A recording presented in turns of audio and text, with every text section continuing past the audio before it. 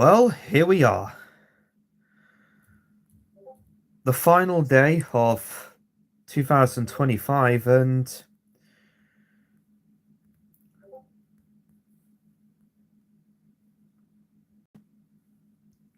well, guys, here we are. The last day of 2025.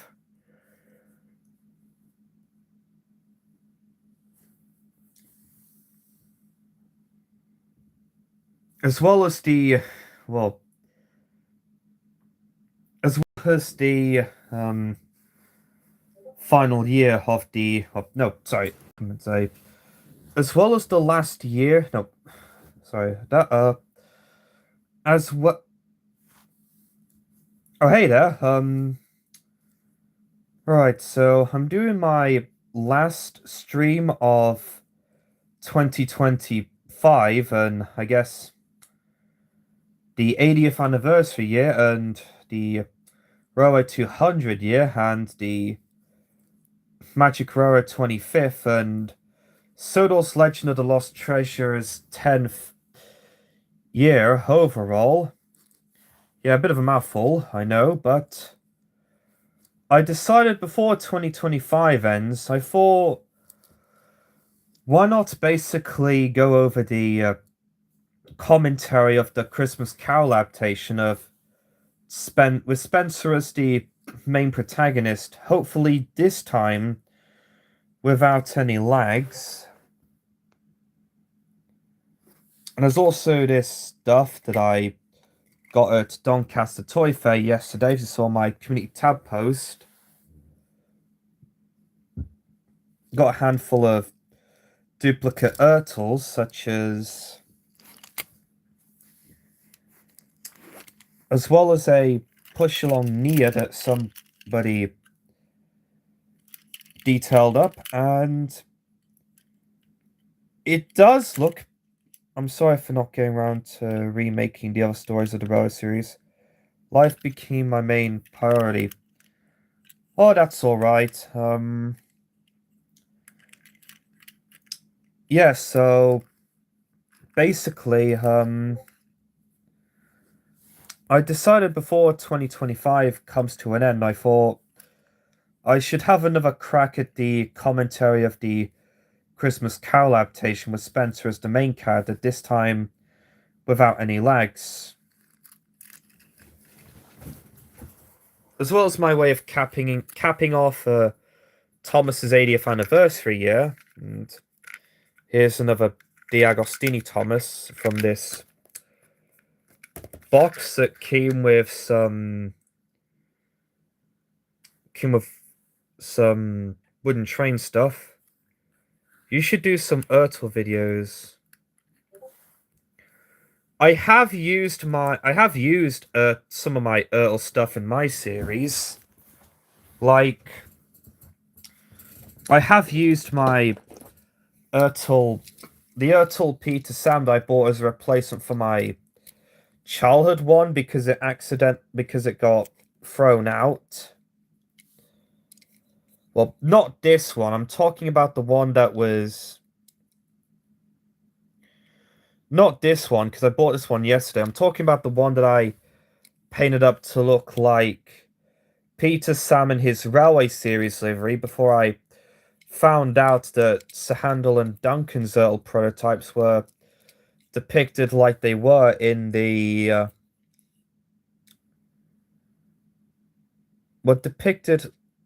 like adaptations of stories. So, like what I've done with my so kind of similar to what I've done with my Trackmaster trains. Hey, I remember I did a narration for you. It was fun. Yes, it was. I shall do custom missing seasons 1 through 7 episodes of Thomas and Friends someday. Yeah, that's cool.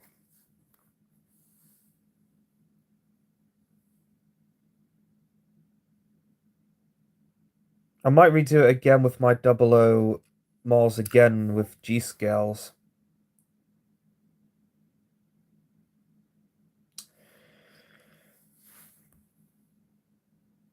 And this stuff is mainly what I bought while I was at Doncaster Toy Fair yesterday, like this box, like this carrying bag, which I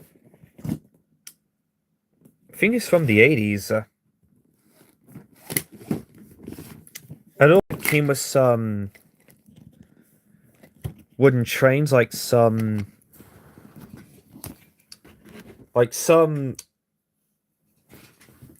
of these off-brand ones. This Earl Scarlowy, a take-along Percy that was in destroyed condition. At least that's what I. At least that's what I can describe it. It also came with a 2000 Thomas Wooden Railway Thomas, which is.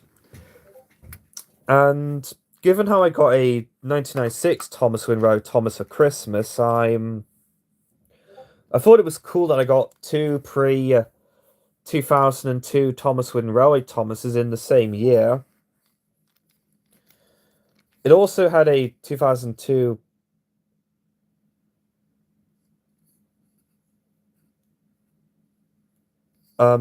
It also had a 2002 Thomas Wooden Railway Peter Sam that's currently in my garage, and it's currently in the process of being customized into Sydney, the Seaside engine from the magazine stories, and I might do the same with the Scarlowy that I bought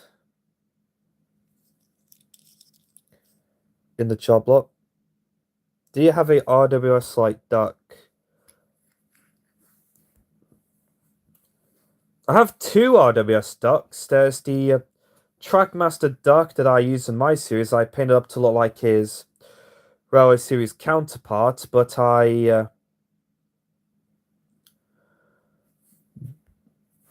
Ertl. Oh, sorry. Well, I have two. Like, one's in Trackmaster, and the other's in.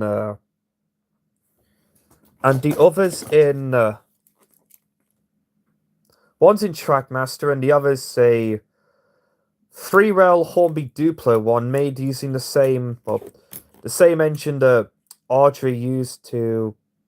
I only have 4L toys. I pretty much have every character Ertl made. I have impressions like one is a troublesome truck, the one screen. I also got my hands on the brown troublesome trucks in 2017, and I think I did also put plasticine on my Ertl, one of my Ertl Duck and Olivers, to make them look like the Railway Series ones.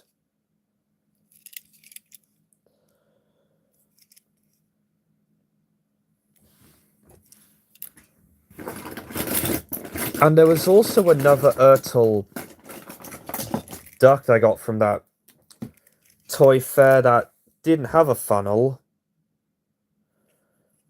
And I think one of my first Ertl ducks also had a similar thing. Do you have Ertl, Arthur, Murdoch, Elizabeth, Neil, and Fergus? Yep. I used to use the Fergus in my Thomas series, but not anymore, because I switched to the take along to Trackmaster mod. Yeah, I basically switched to the take along to Trackmaster mod of Fergus that I got from.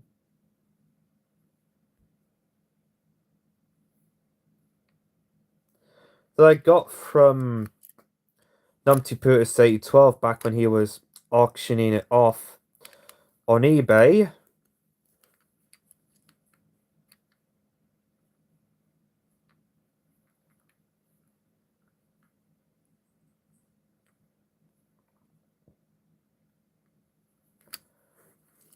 Also, I got a ton of take and play / take along stuff this Christmas.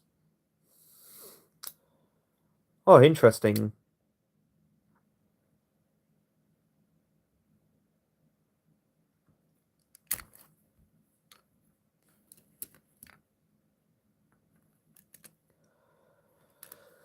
Well,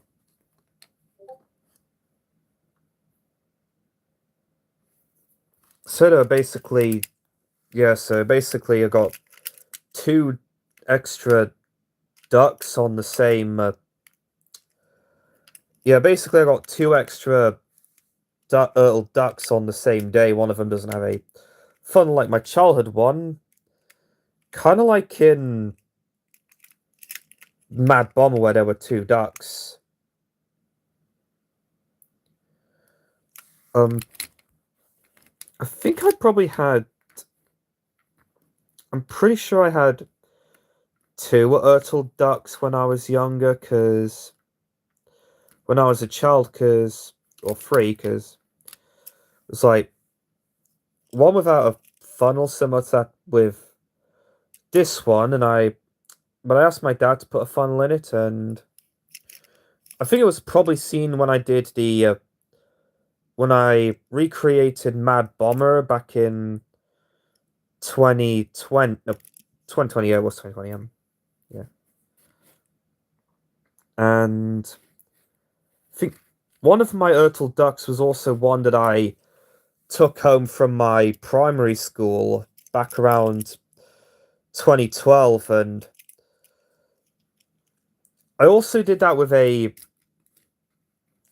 the City of Churro, because I think I did have a City of Churro earlier on during my childhood, but I must have lost it, so I basically smuggled that one from my primary school.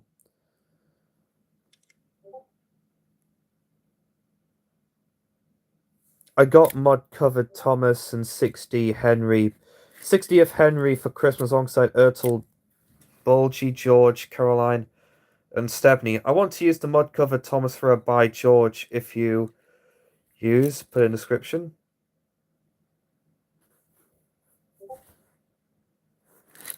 Oh, I see,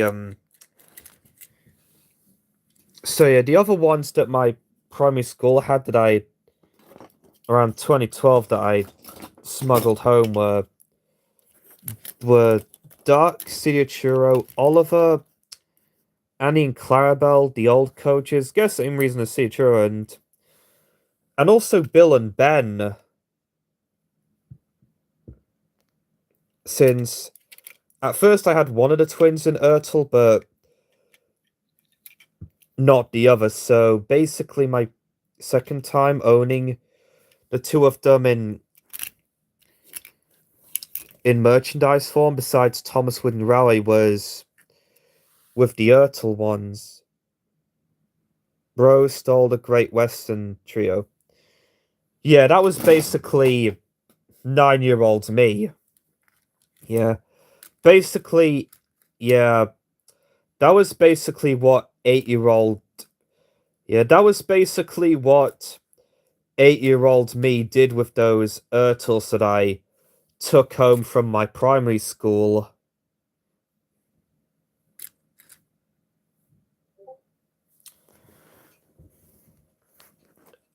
And the other things in that box were also not sure if I showed this Brio Gordon that looks a bit destroyed. I'm not sure if I showed this off, but there was another Brio Gordon in that bag, and it has no cab, so I might use this for scrap, like what I did, like what I'm doing with the take-along Percy that looked destroyed, that's in my garage. And yep, it is Brio. And it was that and a battered Yeah, it was that and a battered. It was that and a battered Thomas Wooden Railway. Well, a battered 2000 or 2002 Thomas Wooden Railway Ben that's being used for a custom. And I'm not gonna tell you what the and basically the custom is of a and basically the custom is gonna be of an OC, but it's not gonna be of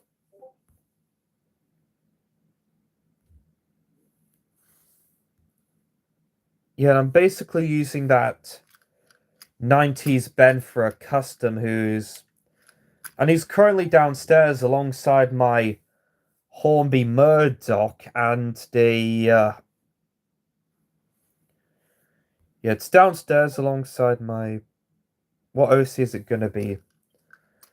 Well, I'm using well, it'll be used for Harry the Red Bagnall Engine's OC because I basically thought, how about I make a custom of his OC alongside one of the Rude diesels from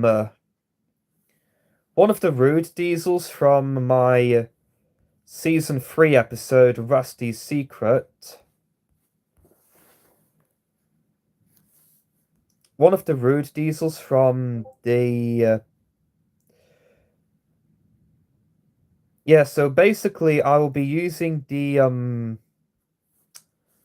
alongside Harry the Red Bagnall Engine's OC and Sydney the Seaside Engine, alongside Mugsy the orange diesel, the orange diesel engine from Rusty's Secret, who is basically my Thomas Wooden Railway Rusty, which I turned into Midlander after I got the Brio Rusty as a Christmas gift last year because it was in better condition, as seen here.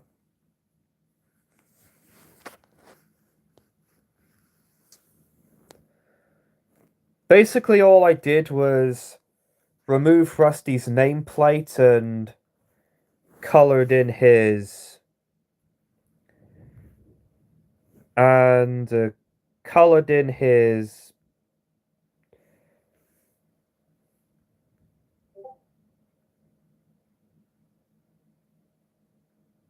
one of the scripts is almost done. Also, I was gonna mention I can do the other scripts you asked about. Oh yeah, sure, I'll be happy. Oh yeah, sure, I'll be happy with that. So yeah, I'm working on the 2 customs for the Rude. For the 2 diesel engines in Rusty's Secret, there's like Mugsy, like small scale Mugsy for interactions with the standard gauge engines. This guy who's basically Rusty, but with his name removed and the yellow buffer beam. And I was also using a and I'm also using a generic wooden diesel engine that was also in this same job lot as these guys. Well, the generic wooden train stuff, the Ertl stuff like Toby, Bill, Ben, the spare Bill and Ben, the spare Toby, the spare Henry and James. Hi. You should do funny Thomas stuff when the Ertl engines travel around the house. Sounds interesting. Kinda like with the Horace Meets George video that I did at... Kinda like with the Horace Meets George video that I filmed at the Orgy Extravaganza 5 at the Towel Inroy with Thomas 1, Edward 2, Henry 3.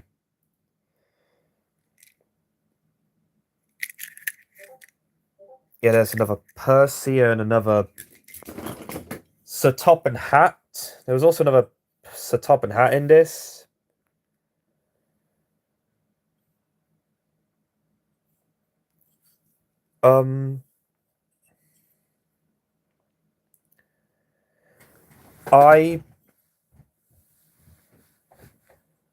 Well, basically, this one's like the third Sir Topham Hatt that I have because, well, my first one was I got my first one back in 2000 and in 2016, and it was from a shop in Pickering when I went to the Do You Have Ertl Derrick? Yep, I've had an Ertl Derrick since when I was a child. And it's like my third Sir Topham Hatt that I own in Ertl. Like, that was my first one I got back in. I got all these guys, including the Tomica Tom and Jerry stuff, while I was in. While I was at Doncaster Toy Fair. What did you think of Sir Topham Hatt, aka the Fat Control's portrayal in the Season 5 scripts? Draft scripts. Ooh,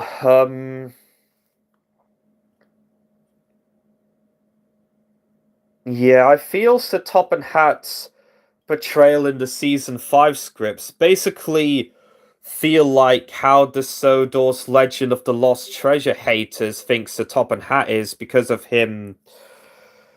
Well, mainly in regards to the people that. This is in regards to the people that hated on Sodor's Legend of the Lost Treasure because of the Fat Controller scolding Thomas. And I kind of. And.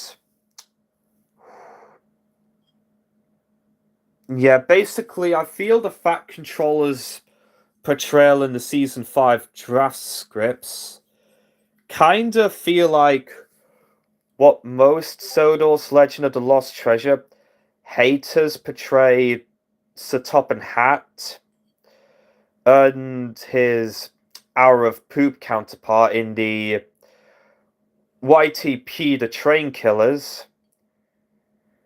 I would have mentioned his Shed 17 counterpart, but at the same time, I probably might not. Will you do another Thomas DVD collection?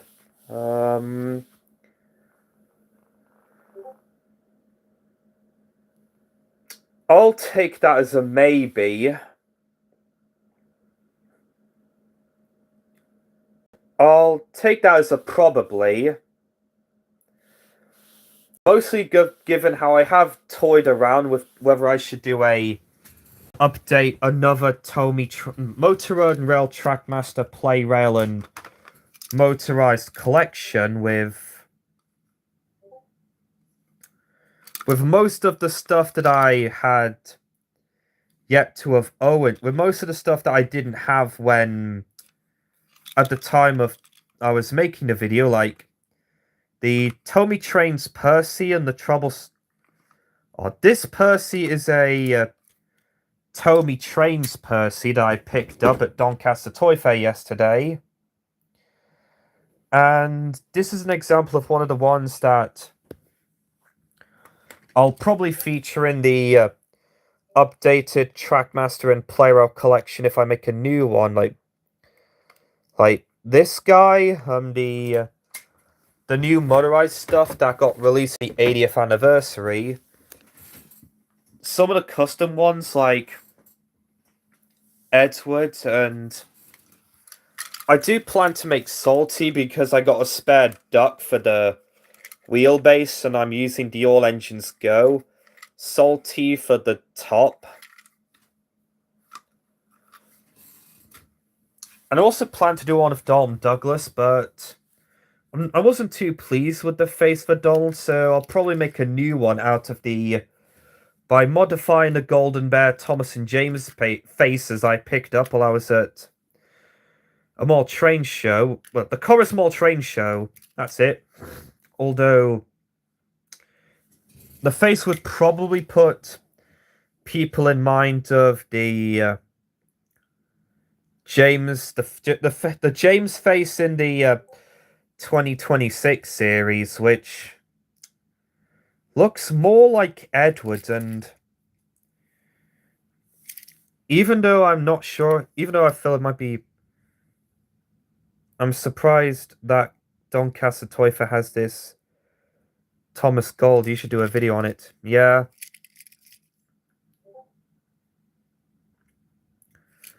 And yeah.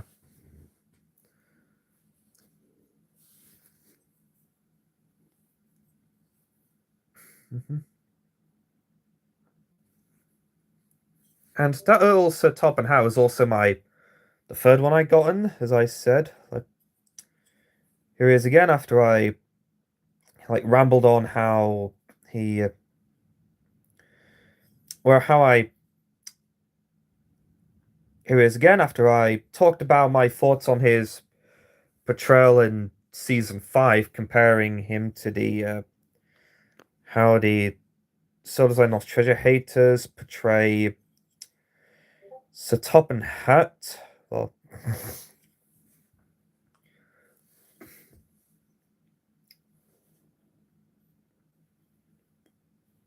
and how probably would have made his Hour of Poop, the Train Killers counterpart look tame in comparison. My first Earl Sir Topham Hatt was the one that I bought when I was visiting the North Yorkshire Moors Railway in 2016. I picked it up from Pickery Station, and I think that was the one that I customized into. I think that was the one I customized into. Pretty sure that was probably the one that I customized into Sir Charles Topham Hatt, as seen in one of my adaptations, and the other one I got in the job lot for that contained an Ertl Jack. What's your favorite Thomas thing you got from Doncaster? Possibly the Tommy Trains Percy, because I was happy to have another Tommy Trains locomotive besides Thomas, who was the first one I got, and that was one I got off of Harry Fenchurch in 2020 during to help with his university funds. And there was a similar story with this one, because I think there was a similar story with this lot, because I got that Ertl bundle specifically for the Take Along Annie, because I customized my childhood Annie into one of the red Scarlery railway coaches. So I'm going to be keeping this one as it is, like with that lady that I got for my 22nd birthday during the summer, seen in... Although in my work in progress Christmas special that I'm still working on, the process is pretty slow. It was also powered by and as seen in my last video of 2025 of this year, which will be a music video of a song from of If I Could Live Everywhere. It was powered by a Works unit coach.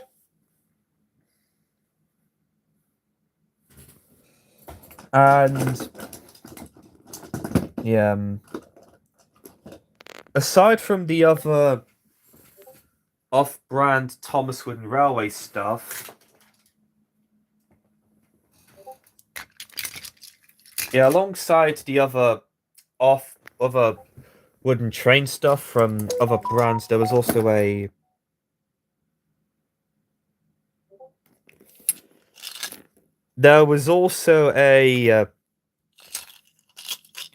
it also came with two stack track Wilsons from Chuggington, and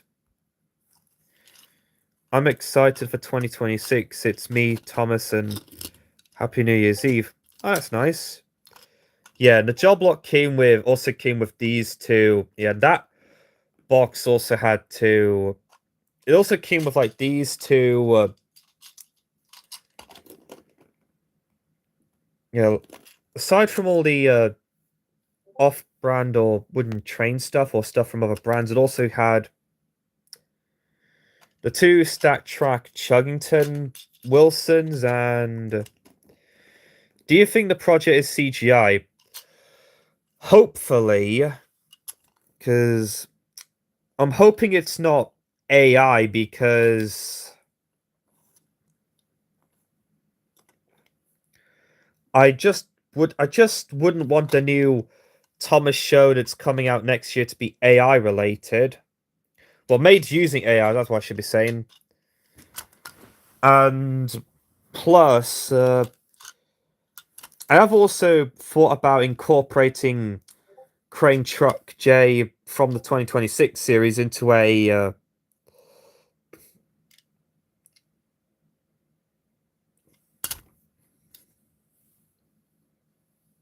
I have two Bachmann 009 Baldwin 1012D locomotives. One I plan to customize into Stanley and Scarlet. Speaking of which, what did you think of Scarlet? I think Scarlet's a great OC, and I am looking forward to including Scarlet in my series. Also, I do have some script ideas featuring the narrow gauge engines, one with Mighty Mac. Oh, I'm looking forward to seeing that. I'm very interested in seeing the Mighty Mac script. Hi, mate. Hello there. Yeah, so alongside showing off stuff I got yesterday, like all these Ertl, well, most of it, like the duplicate Ertl Thomas stuff, some of the stuff that was customized from the same seller who made that Nia over there, and it does look a lot better than the Metal Collection 2026 Nia. And the same could be said with the one of Rosie. And I have debated on giving this one side rods so she can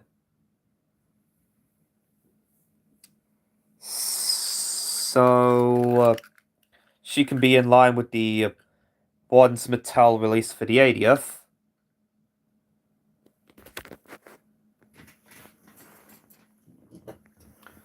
There was some other stuff that was in that job lot, well, like that Take and Play Patchwork Hero. I did have one as a child, but I customized it into another locomotive. Well, I think another Earl Stepney, not sure which one I was in. I think another Toad. I can't really count how many Earl Toads I have. And there was also another Ertl Cold. There was also another Ertl Coldy, which I would have said was in better condition compared to the one that I used in my series and my series about Wilbert, but the coupling was also chewed on this one, which is unfortunate.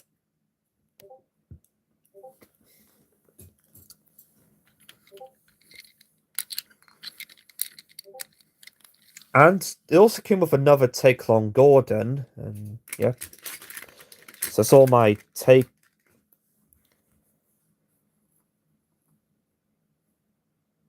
There were other stuff that I got yesterday, like a Hornby Gordon without the number 4 and without a face, and without a face, and the rest, some of the other bits from the Tommy Thomas the Tommy Thomas the Tank Engine Tommy Trains Thomas the Tank Engine set, like the shed because I was using it for a shot for an upcoming season. For an upcoming season 4 episode. Oh yeah, it does have the buffers. Yeah, I took out the shed because I was using it for a building alongside most of the alongside that bridge over there. So those are the ones that are not there here, alongside the custom, alongside the Hornby Gordon without a face, and the 2000 Thomas Wynne Railway Thomas, the Peter Sam that the Ertl Rusty that I'm customizing into Mugsy. Yeah, I'm customizing it into Mugsy. Scarlowy and his crew looked up. Avalanche! He cried. Sorry, I was reading a DM from one of my friends.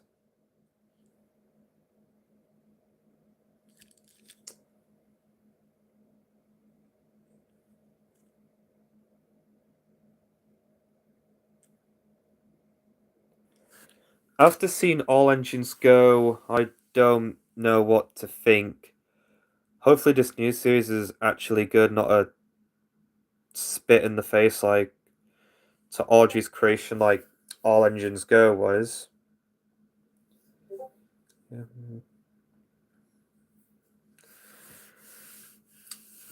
I was hoping that the 2026 series that's coming out next year will have the same writing style as the classic series and the Brenner seasons.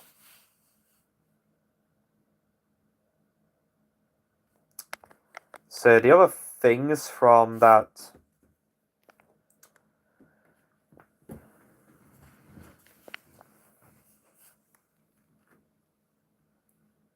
So yeah, basically the other things that I don't have with me that I got yesterday were the 2002 Thomas Wynne Thomas, the 2002 Thomas Wynne PSM that's currently been that I'm using to make Sydney the Seaside Engine from the magazine stories. The bend that the Thomas Wooden the 2001 Thomas Wooden Railway.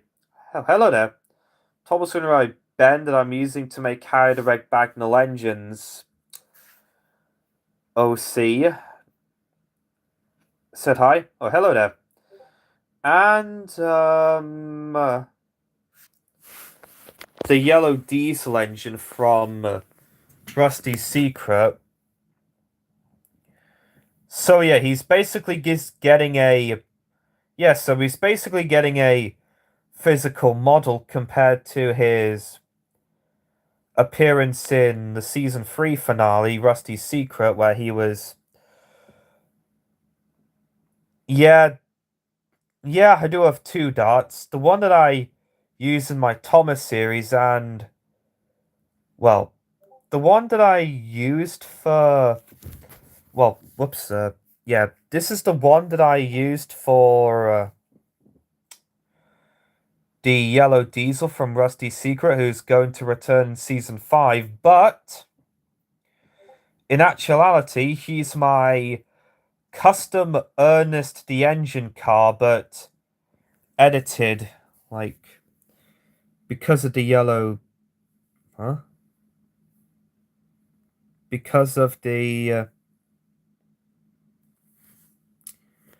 yellow wheels.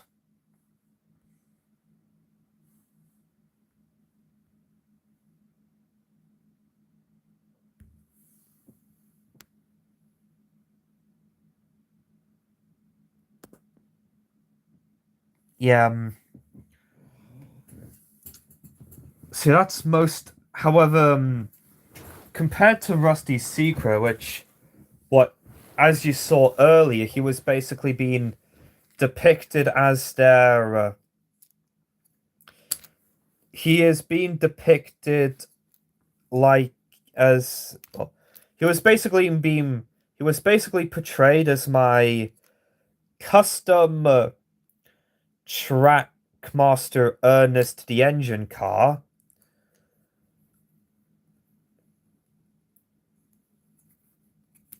While in season 5, when he returns, he will be portrayed as the Thomas wooden as a wooden train, because I was using one of that off-brand diesel engine to make him, and from the same boxes. Well, this guy I have to take out too. There's all this off-brand stuff, plus this broken Brio Gordon with no cab.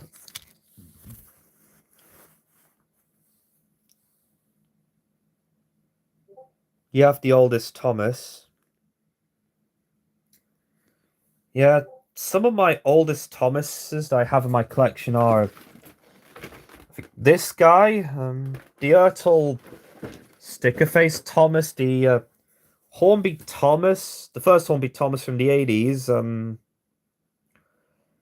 and for wooden trains, the Brio Thomas, which originally belonged to my brother Jordan, and the one that I gave a surprised face from the Thomas in the Thomas and the Thomas and the Bees pack for when I did Ryan and the Lost Treasure with the Dynamite Chase scene, before reverting back to the Playrail Thomas with the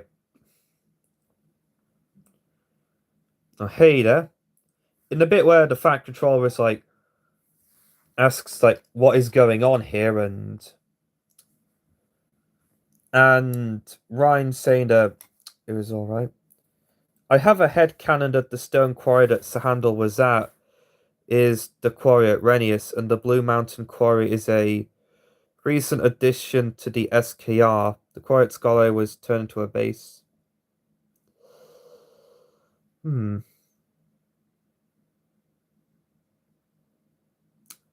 yeah, I guess that makes sense. Oh yeah, so that's your headcanon as to why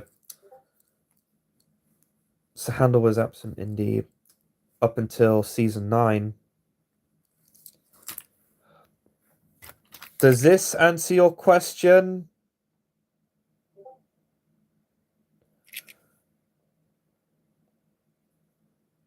Thank you for letting me voice Sailor John. You're welcome. Yeah, just tick on. Alright, yeah.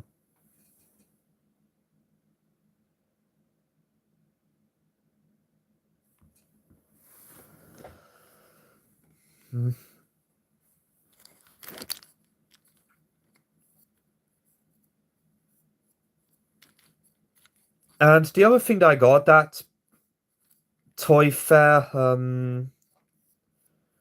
the other thing that I got at that I got at the toy fair that also isn't here is also the, besides the ones that have been used for customs, was the lady truck.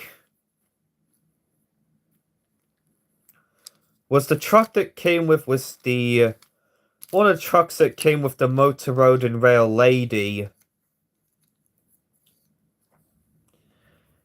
And I was also using that for filming with my new motorized Vickerstown station I got in the barrel and launch set as a Christmas present. And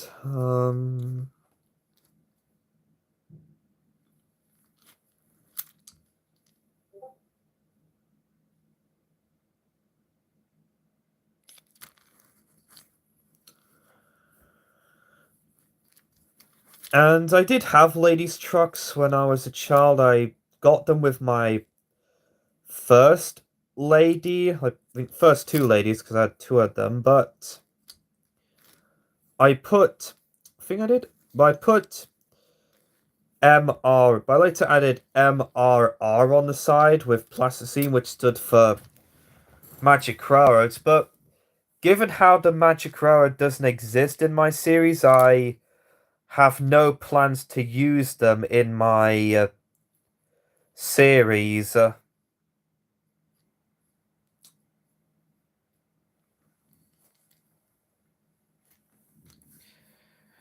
And one more thing before I show off the...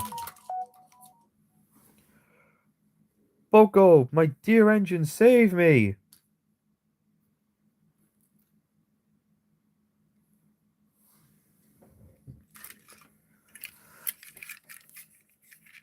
Yeah, and another thing that I also got there was this. And another thing I also got from there was also a Adventures Victor that the same guy who also that the same guy who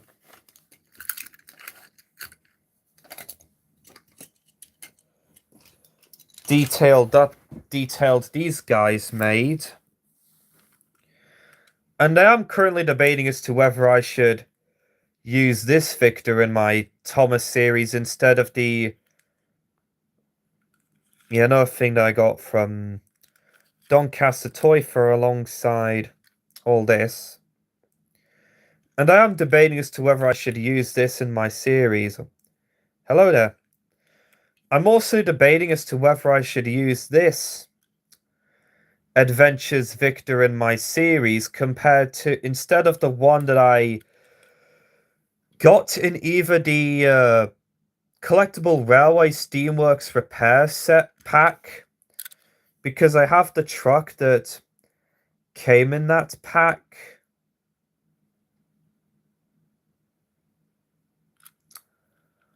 Or the Thomas's Favorite Friends pack, and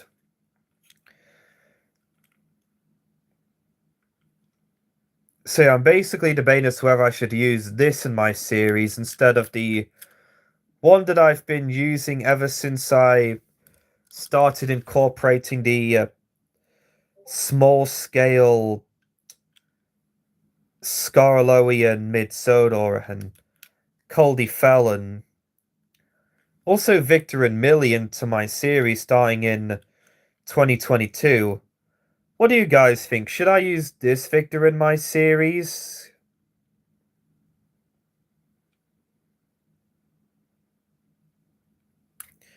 Trust me, there are some that have Magic Road as canon, but it's their head canon, like how some of Proteus is a mid-solar engine. Proteus was a former mid-solar engine in my series, but later got transferred to the Scarlowy Slate Quarry. Well, here's one of them alongside this one.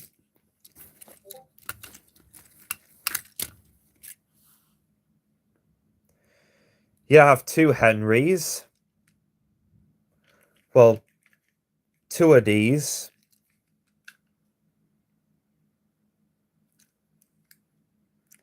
These are some of the new ones I got. Yeah, quite a lot of duplicate Earl stuff here.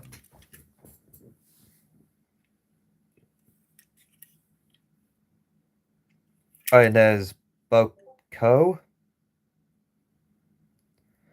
I think this is my third Ertl Boko because I did have two when I was a child. One of them I put orange plasticine all over, and I think that was the one that I repurposed into D5701, aka Roderick, in my Boko.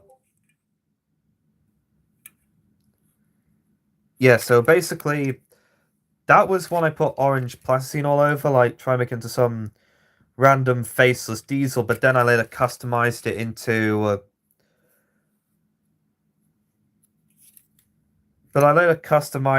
Roderick from basically customized that one into D571, aka Roderick, back when I was making my series about Wilbert, but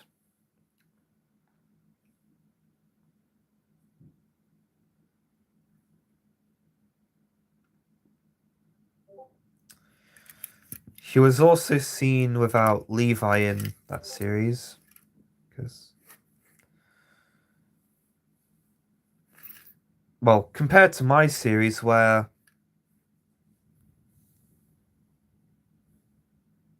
that was also my first custom of Roderick that I made. Given how I would later make Trackmaster customs for Roderick and Levi, well, in 2021, as you probably saw in Late Lost Engine, like, Levi was made from my Trackmaster Paxton because I've gotten the motorized Paxton around that time, and I think the last new motorized engine I got before All Engines Go came into the picture, and well, the All Engines Go merch came into the picture, and I made Roderick out of a bow coat I got for Christmas that year.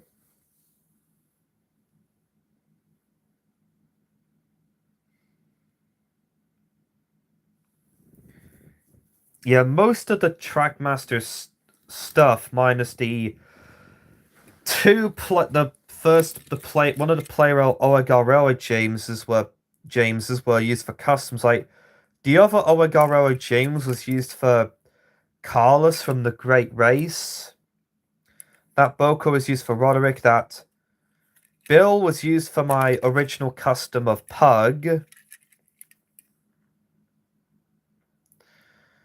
And the two Den and Darts were used for my customs of Fred and Ernest the engine car. No, I hope I didn't damage this. I hope I didn't damage this one. Because I was thinking where I should use that Victor in my series as a...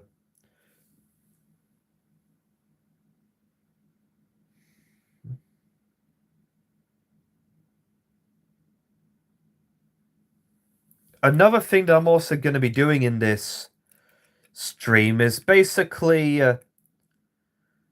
send Rusty back in! Send Rusty back in! Said Duncan.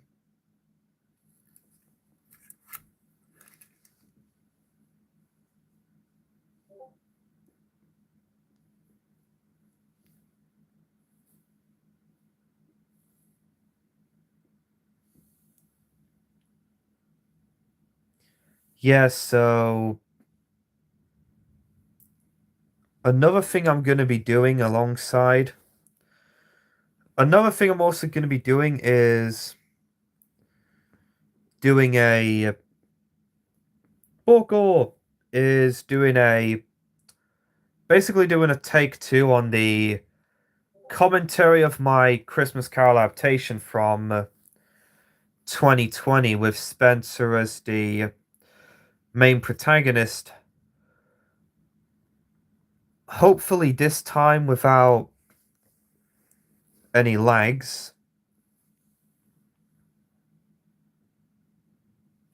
Which was basically what led to me removing the original commentary streams I had done earlier this month for its 5th anniversary, so I will be giving it another shot.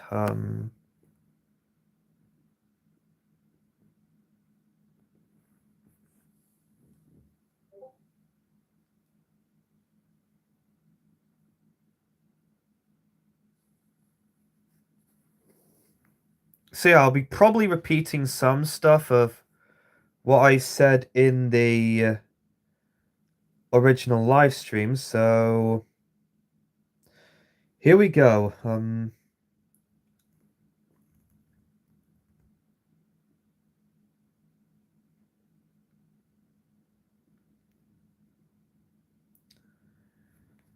So there was the first bit with the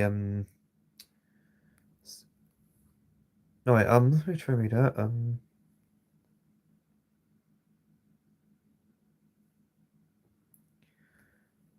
So yeah, I think after showing off most of these guys, I think it's time for the take two on the Christmas Carol adaptation with Spencer as the main character. This was also dedicated to Michelangelos, because this was released around the same time. This was released the same year he sadly passed away.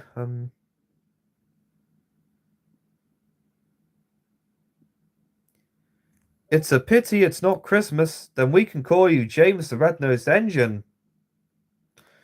So that was the Christmassy themed title card for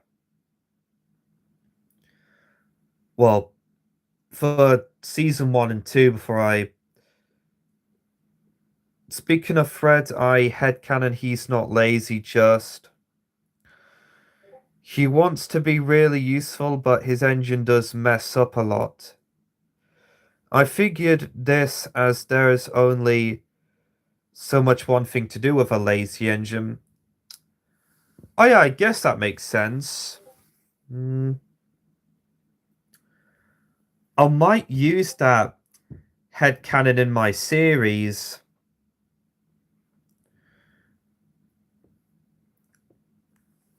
And I did also have a headcanon for Dennis that he originally started off as lazy, but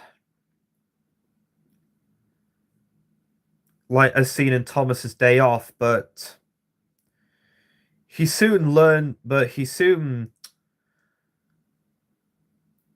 after he promised that he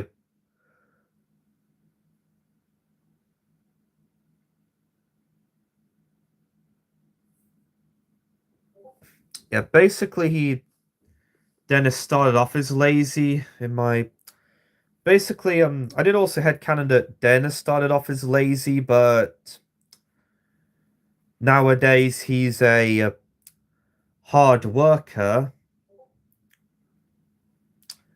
But nowadays he's a hard worker and knows better than to laze around. Basically my headcanon for Dennis, and I have also thought up of one for Norman where I originally wrote that Norman was originally going to be a replica of the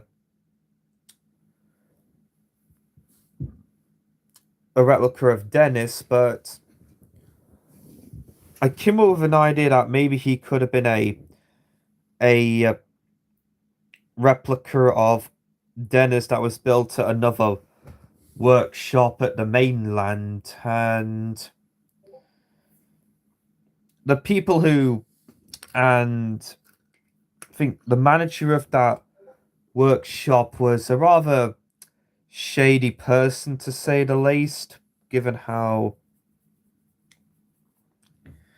Because I'm thinking that could probably contribute to Norman breaking down a lot, because I actually plan to do an episode featuring featuring Derek and Norman, which was going to be in season 5, but I delayed it to season 6. But I must have forgotten that I pushed that episode back to season 6 when I mentioned it in a response to when I brought it up in a response to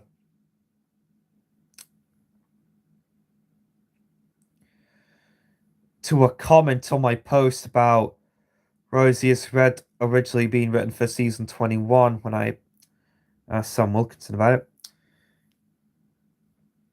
Here's the intro, which mostly consists of stock footage from most of my winter-themed remakes or Christmas-themed remakes that I had made around at the time, like stuff like Thomas Aaron's the Snow, Mavis, Special Funnel, Mrs. Kindness Christmas, The Flying Kipper, and the two winter-themed episodes in my Thomas series at that point,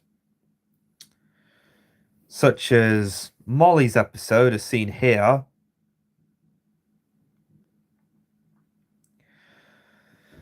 Yeah, I think...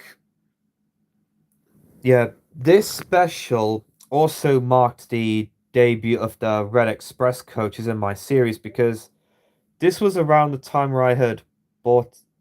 Hello there? Because that was around the time where I had bought the Red Express coaches off the internet. Well, around that time with my birthday money. No, I think it was with my birthday money.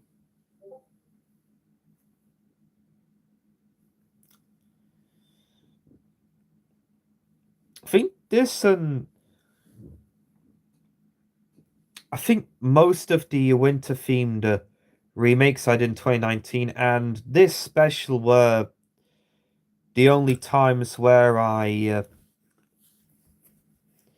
used a white matte for the outdoor shots. And oh yeah, and as I said before and like what I said before in both the premiere chat and the premiere chat and the last... Do you have Tommy Oliver? Yeah, he makes an appearance in this special, since I'm currently doing a commentary on it. Yeah, and as I said in the chat and when this first premiered and in the original live stream before I deleted it, this stop motion was taken in 2018 on my DS. Have you made a custom Barry? I actually made two custom Barrys because there was the one that I made in 2021 out of a Trackmaster 2 Henry, which... That and a custom take-along Barry custom that I made around... That I made around... Well, that I made during my childhood were made back when we thought Barry was a tender engine, but...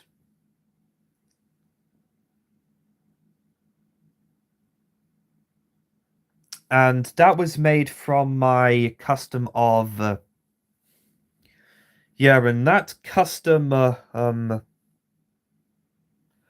Barry that I made back in 2021 out of a Trackmaster 2 Henry was repurposed from Larry's original model, which you'll be seeing later on in this special. Oh yeah, and here's a...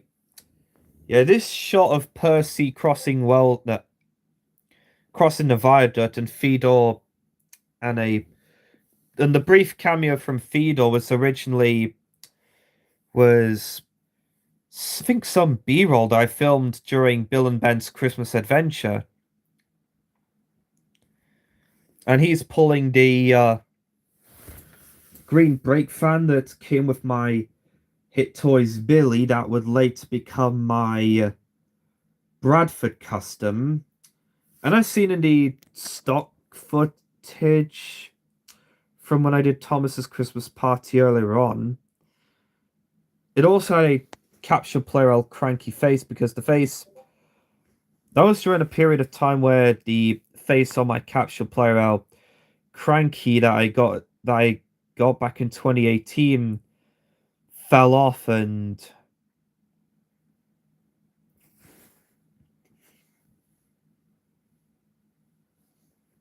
do you have a lot of Thomas the Tank Engine and his friends from the Tommy series?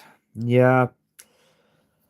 I pretty much have everyone except for Splatter since I have him in Play Rail.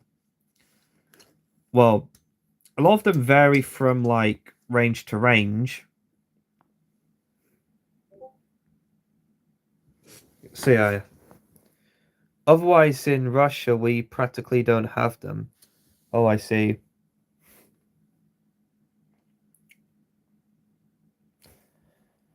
Oh yeah, this clip, as I said before in the original commentary live stream that got deleted, this was the very first appearance of Old Slow Coach in my series, since I had gotten my Play Rail heart. No, given how I had got, this was around the time where I had just got the Play Rail Old Slow Coach.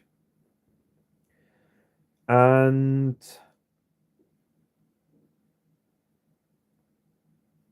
I think she's in one of my new drawers for my television series characters and some of my Thomas Wooden Railway stuff and some of my railway rolling stock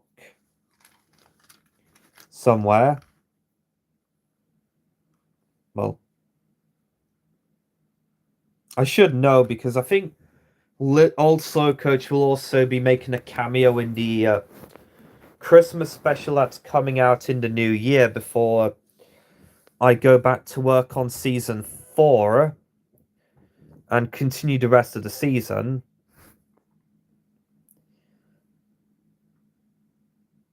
And this was also the first time Lily was seen with Old Slow Coach in my series, since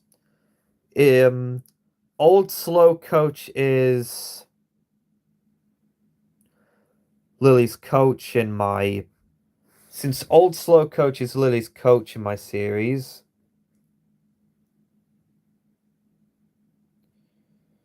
another piece of stock footage from my first Christmas episode, Bill and Ben's Christmas Adventure.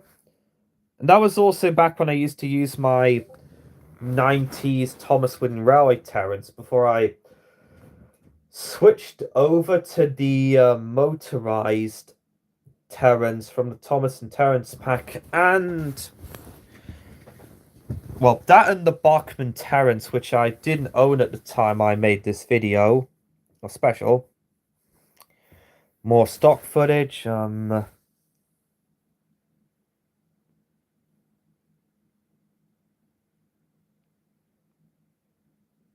and there's Richard, the new engine. Oh, there's more stock footage from Molly, which... fun fact, I originally was going to have that episode featuring Molly set in... Tommy Oliver is Not Rare. Yeah. Just ridiculously overpriced because... that's just classic eBay sellers for you.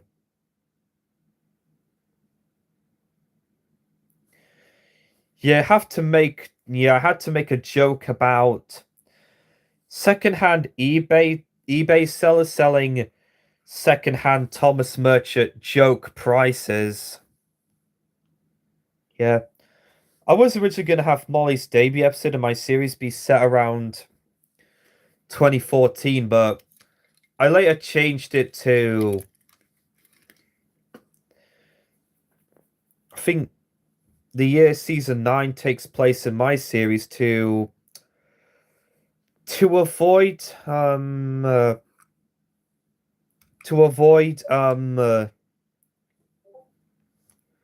I've got that Tommy Percy. Oh, nice. Well, basically, I did have Molly's introductory episode set in 2014, but I later moved the dates to the year season 9 took place in my series, and as such, I had to move the year date of the Richard the New Engine saga. As such, I hope you have a very nice, happy New Year 2026. Peace out. All right. Yeah, so I also decided to have Richard the New Engine, and because of that, I also decided to have Richard's debut well, the Richard the New Engine saga from Carson and the Berry Truck be set in to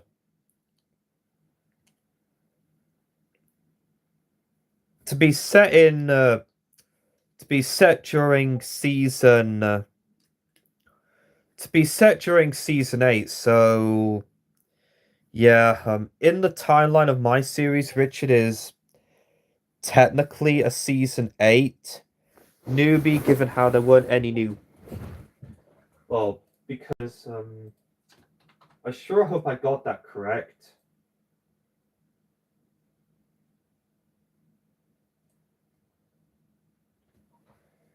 Yeah, so I basically decided to move Richard's debut episode to 1977, the previous year, meaning that Richard is technically a season 8 newbie in the timeline of my series.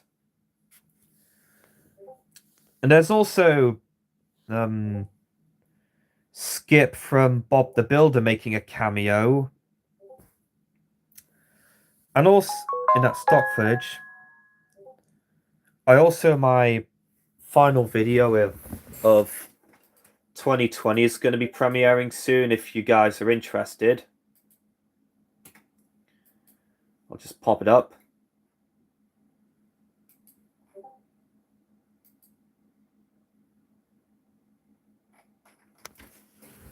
Yeah, so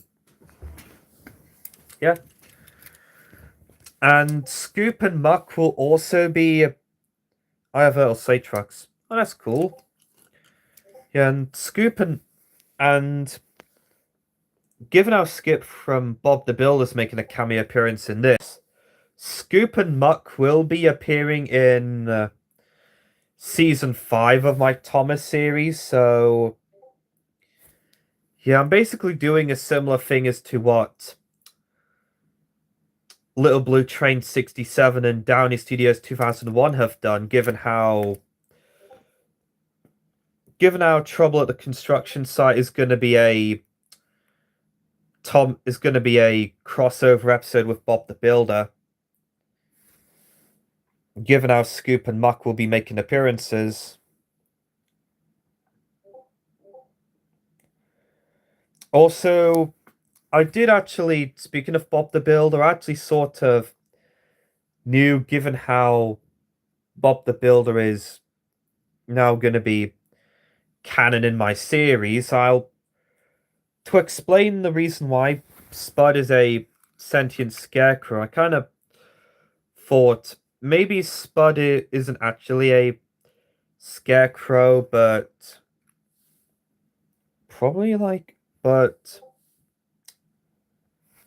he probably found a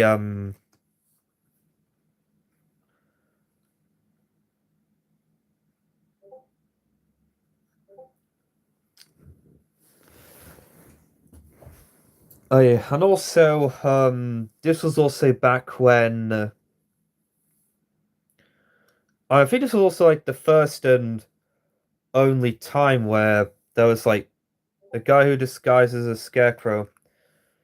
Yeah, so basically that's basically my headcanon for Spud, given how Bob the Builder's gonna be. Given how I decided to make Bob the Builder canon to my series. Kind of like how I have stated that Tugs is canon to my series, and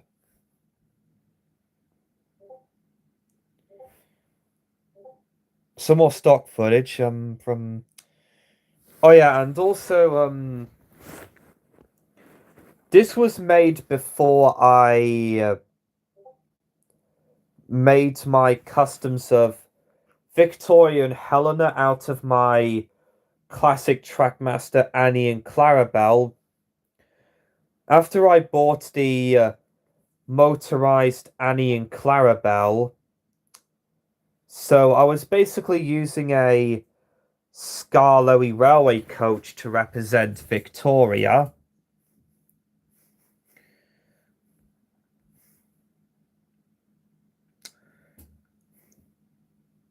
given how this was filmed in 2019 before I well before I way before I made my customs of Victoria and Helena in 2020 after I got the motorized Annie and Clarabelle that was released that year. Oh, sorry, I accidentally. Oh, sorry, I pressed that button by mistake and.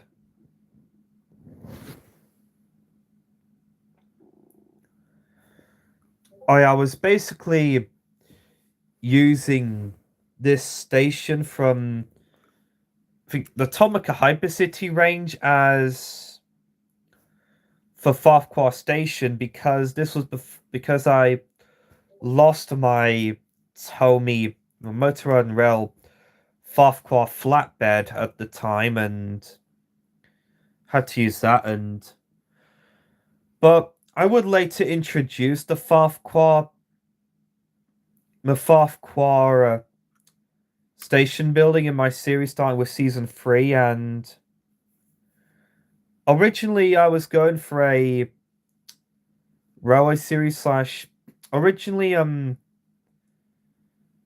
I originally had Farquhar Station be based on how it was portrayed in the CGI series, but the whole thing went out the window the moment I in Return of the Horrid Lorries in the season 3 intro where it was redesigned to be more based where it was based on its where I basically had it depicted like it was in the railway series and it also got a new Farquhar station building in 2024 and which was basically what replaced the Farquhar station I've been using up until that point and I also got a new complete Farquhar station while I was at Doncaster Toy Fair yesterday, and based on how I have Farquhar Station designed like it was in the Railway series, I don't know if I'll be using that. I think that was something I forgot to point out in the original commentary. I am that tree over there. You've seen it quite a lot in my series and other stuff. That Christmas tree was also one that I picked up from my secondary school when they had a Christmas fete back in 2019 after I moved on to college, but yeah. Oh yeah, and this was also meant to be based around Thomas's Christmas party, and there's Larry's original model, which later became Barry the Rescue Engine after I upgraded it to Playrail. Yeah, so basically, note the two engines I show are called Wolf engines, type of non-faceless locomotives. They're engines with the face and the tail of a wolf. They can speak and function like non-faceless locomotives. I made them long time ago, but I added them to my Thomas AU to make it stand out. After all, if you're gonna make a fan series AU, you've got to be original, as you can't just but steal other people's characters or content is another, and no one likes a content thief. Oh yeah, I kind of had my own experiences with content thieves, like when I kind of had my own experience with whoops.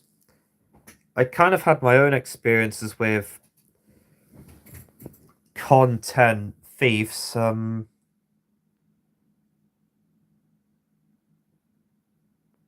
Mm.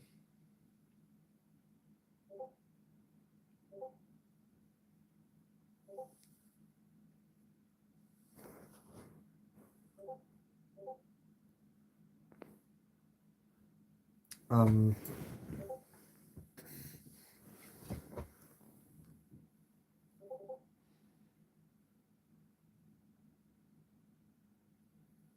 and here's the title card, which was made back when I made a trainload of sprites in Thomas sprites in. I'm just explaining why the fan characters I showed you, like Scarlet and Little Foxy, are designed like that. Oh, I see. Yeah, so this was made back when I made a ton of train sprites. Well, a ton of sprites in between the 2016, even though a lot of the ones I made in 2016 were pretty bad, and 2021. A lot of them centered around Thomas, but there was also some. I also made some of the characters from Bob the Builder, and I think, and Ivor the Engine, as he was depicted in a dark blue livery, as seen in a episode of The Amazing Adventures of Morph.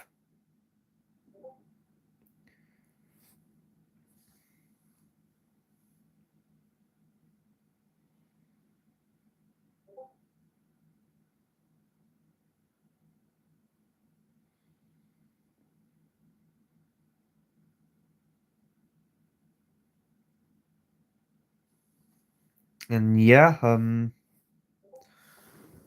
yes, I did also use Top Hat's hat for Spencer, and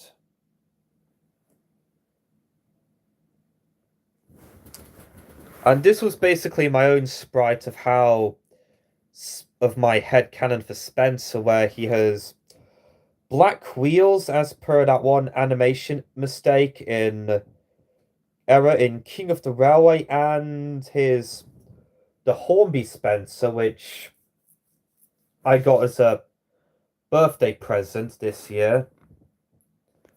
And the fact that Spencer and Silver Fox in my series are the same character. Well, the same engine in my series. Yeah, the idea of Spencer and Silver Fox being the same character in my series was pretty much inspired by, I think, I basically got inspiration from the Northwestern Adventures to have Spencer and Silver Fox the same character in my series. Here's the first shot, which is basically the first one that you saw earlier, and even though it's on mute, I did also use music from Fireman Sam, the Fireman Sam episode Snow Business in this. Probably one of my probably my favorite Fireman Sam episodes, because I didn't think that highly of Fireman Sam until that point during my childhood when I watched the episode.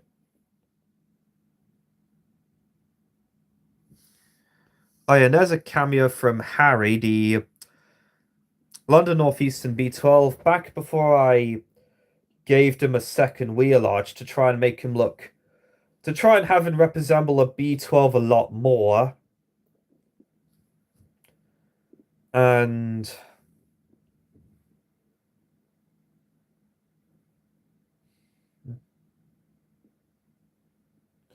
compared to what I did with my custom of Alfred before I repurposed it into Becky, although the tender from that was also reused from the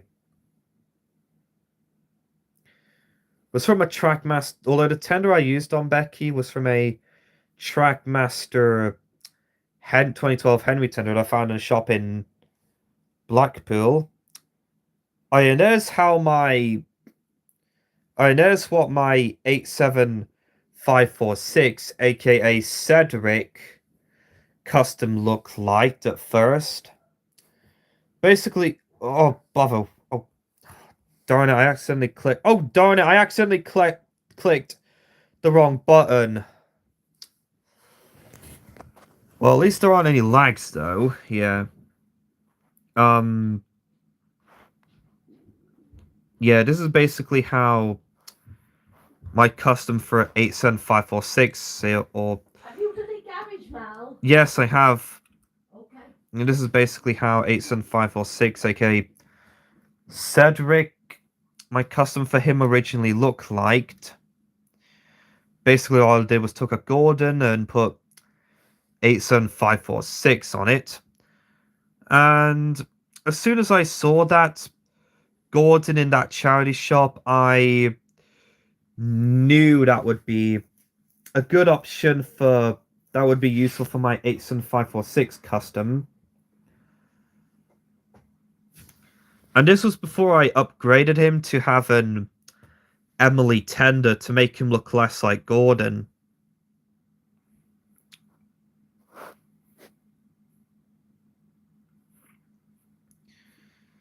I also bought that from a charity shop in Wales alongside a Trackmaster Talking Percy, the Edward that became... Sorry, just come back in a bit. The Edwards that got made into Cub, and another taken play Kelly, and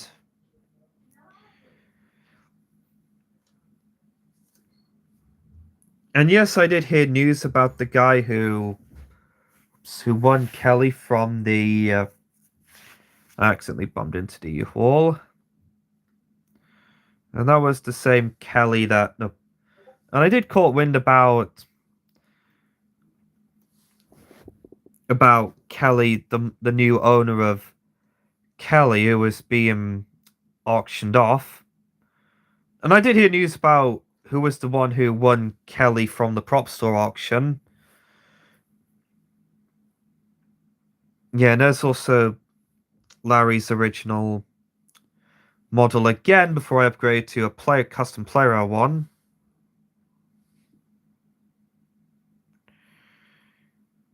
You said a voice actor you don't associate with anymore is in the special. Well,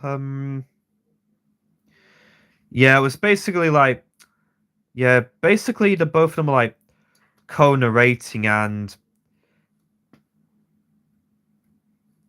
this was during a time where this was like back when it used to feature two people that were a part that used to be a part of the voice cast. But however, the guy who originally voiced Percy in this special said that he didn't have the free time that he used to, so...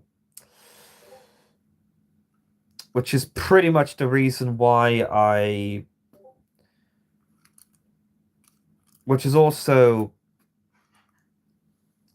Yeah, I wouldn't say don't associate with anymore. I just go with... kind of drifted apart, I suppose. That's basically how I describe it. However, I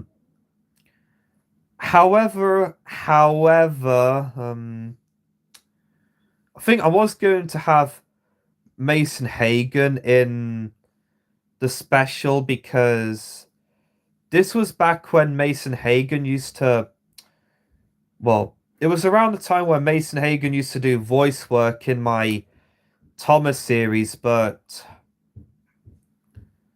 not anymore, because I don't associate with Mason Hagen anymore after he tried to pose as a different person to get back into a project that he was kicked out of. And yeah, that's why I don't associate with Mason Hagen anymore.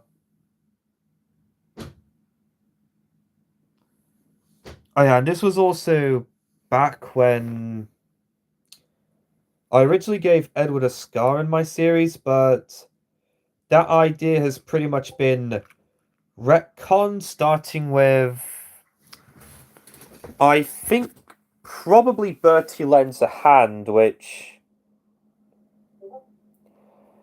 I think the idea was retconned. I think the idea of, as I said before, the idea with Edward having a scar in my series was ultimately retconned in. Was ultimately retconned starting from, I think, my last two videos of 2021 and Bertie lends a hand. And also Percy saying, "Oh, come on, where's your festive spirit in the original? Christmas Day is almost here," is a reference to Thomas's Christmas party from season 1.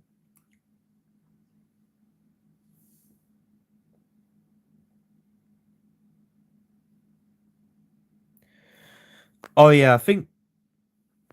Oh yeah, and this was back when I used to use my original player Edward before that ended up becoming a scrapped engine, and I basically reused it for my custom, and I basically switched to the play rail Edwards that I modified to have the accurate wheel configuration as per the show. Yeah, now it's like in the scrap bin. Alongside a take along Percy that I was gonna use for Alfred the Mine Engine from Audrey's Layout of the Mid-Soda Road, but I decided against it and went with a take along Duncan instead.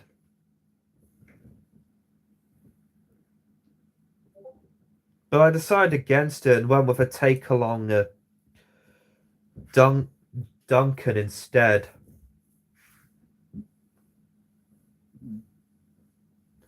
Yeah, back when I mostly went for like simple repaints, but nowadays I mainly go for either scratch builds or modifications like what I did with Annalise, Becky, and Vicky, where I modified them to make them look more closer to the engines they were based off of. Like,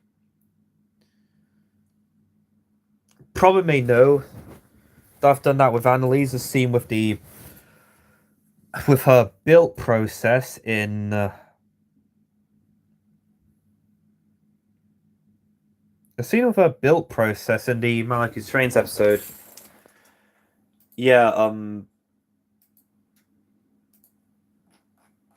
before I do anything else, I'm gonna double check to see if the no, oh no. Download. Let me restart. Let me restart the let me restart the computer. Yeah, I just hate it when my video player doesn't load.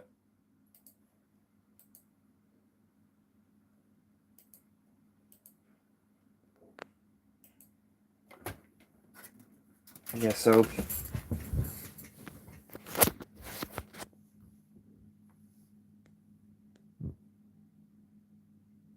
yeah, I'm thinking. So yeah, I'm thinking Edward having a scar was probably retconned around in How Baz and Bernie Stole Christmas, or my final or the music video that I did of Nothing's Gonna Stop Us Now, which also featured a stock footage of Gordon, James, and Rowley from Bob the Builder singing I Get Knocked Down from my BBC Children Need video from 2020 that I got.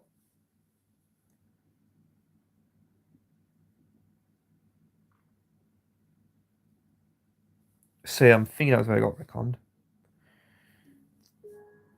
So yeah, I kind of.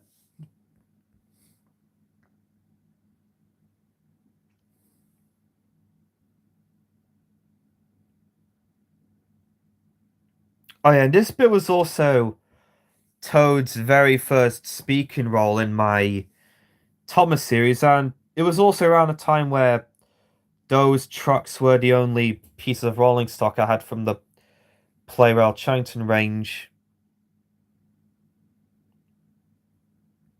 Oh yeah, and this bit was also technically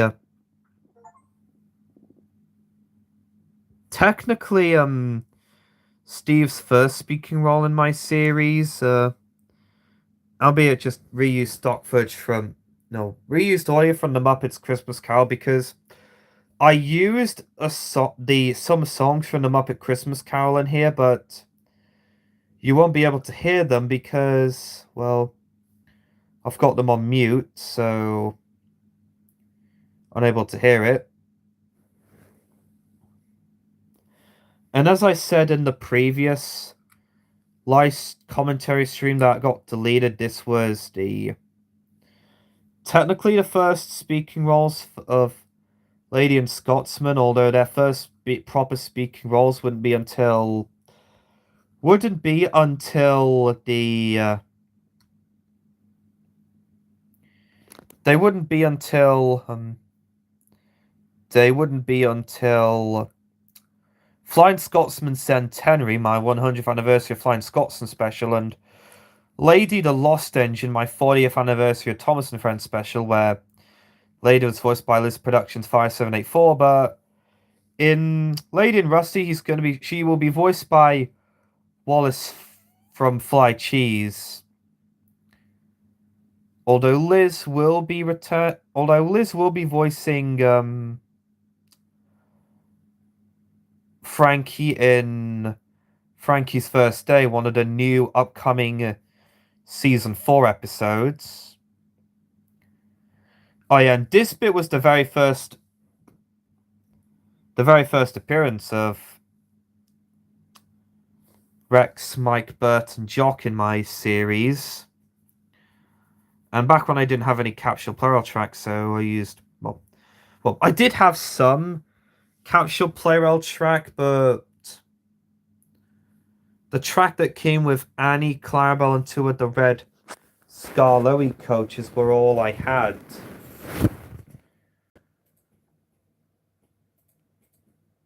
Let me close it now.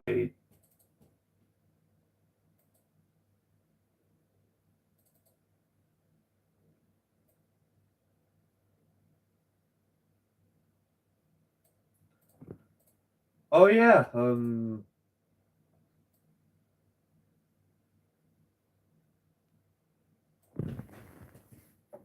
yeah, I was right when I said that Ed would be having a scar was phased out during season 3 in my 2023 during my last two videos of 2021 and of 2021 and of 2021 and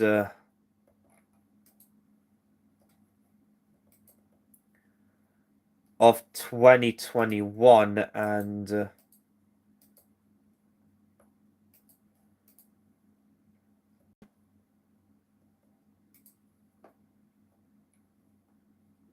of 2021 and of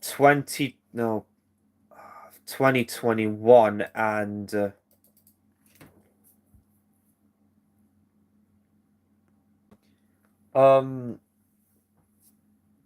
and also in regards to that guy, the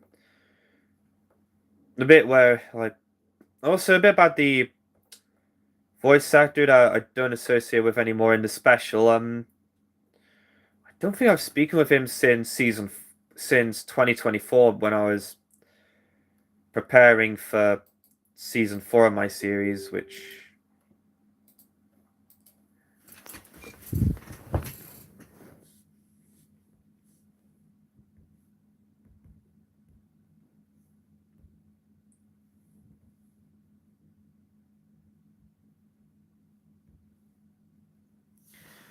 Yeah, this was pretty much the first time I got to use.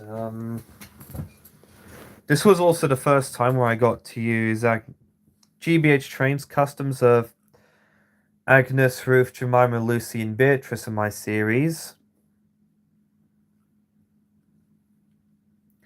As I said before in the original, and I think this was technically Zara's first speaking role in my series, but again, it was like archived audio.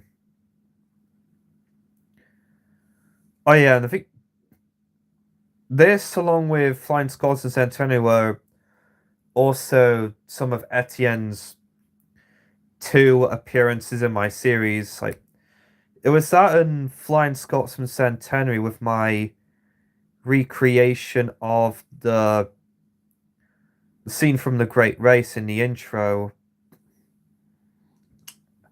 And also, as I said before in the previous live stream, Toby was originally going to be the ghost of Christmas Past in this, like in Bram Grote Films' version, but that idea got changed because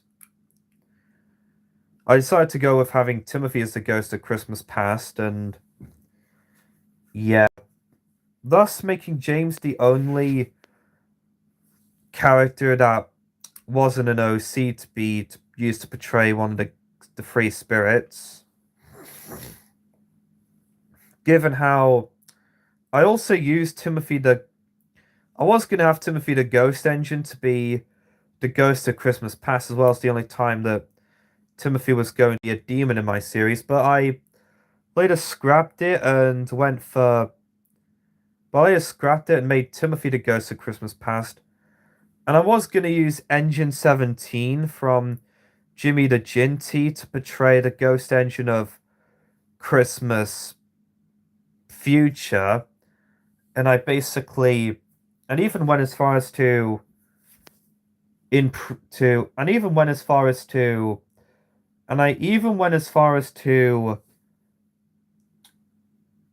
giving my Engine 17 custom from that I made back in 2016, the Pain update.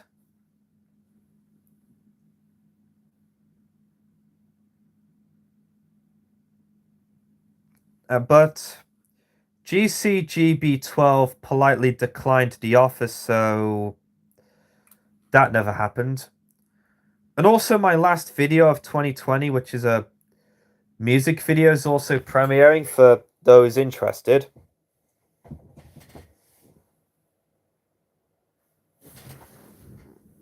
While I talk about the go over my Christmas special, and I don't know if I mentioned this in the original commentary live stream, but I was going to have Gordon be Robert and Henry as the role for Jacob Marley, but the idea was scrapped because I had to go the other way round. And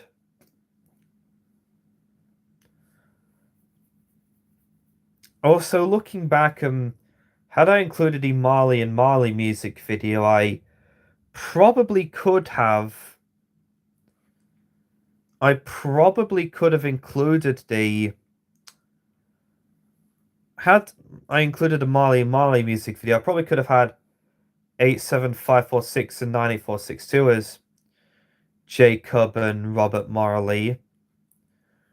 Although this was made during a time before I decided that to not have 98462 be... Yeah, this was during the time where I was going to have Alfred be... Where I was going to have Alfred and 98462 be the same character, but I scrapped the idea and changed it to having 98462 as...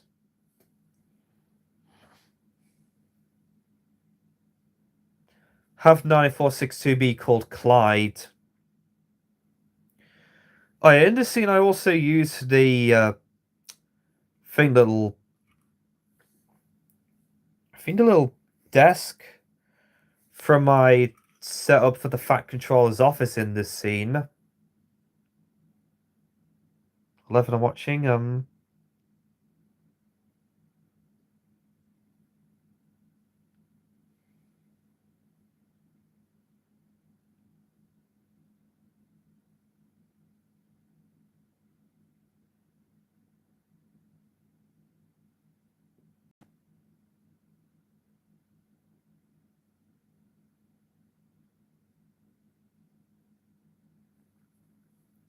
Okay, so now we move on to part 2. I don't know if I mentioned this in the original commentary live stream, but I think I made part 1 and 2 in November. In November, like 1 month before the Christmas season, so. And I think, like what I said before in the original stream, most of the, yeah, basically most of the clips were filmed for the special, were filmed in between August and, they were filmed in between August and,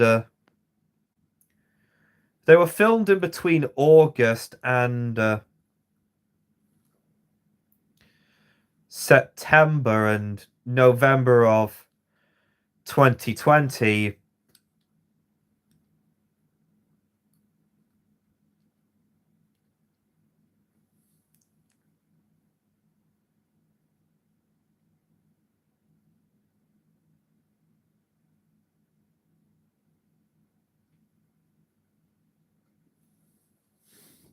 Yes, and yeah, I was a lot more quicker with getting. Yeah, I was a lot more quicker with getting them out before Christmas. Try comparing that to Lady and Rusty, but I will probably go back to doing that in. But I'm probably going to be going back to that in next year when I adapt a Very Percy Christmas from. When I adapt a Very Percy Christmas next year, Ian as Wilbert being used to portray Tom Jenkins, which was which was also copied from Bram Grote Films' version, and yeah, this was also Wilbert's last speaking role in my series because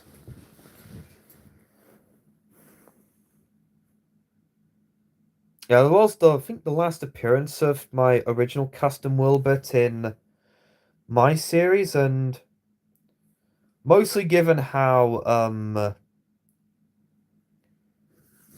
mostly due to how 2022 I gave Wilbert another update by using the knockoff Trackmaster Bill or Ben like what I did when I made my updated custom 16, which is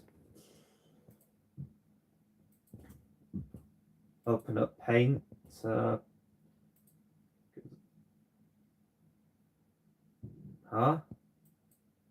Oh, I must have forgot to save that. Did I forget to save? Actually, yeah, I did save that, Patrick. No. Actually, I did indeed save that photo of Paxton. Never mind. That I edited.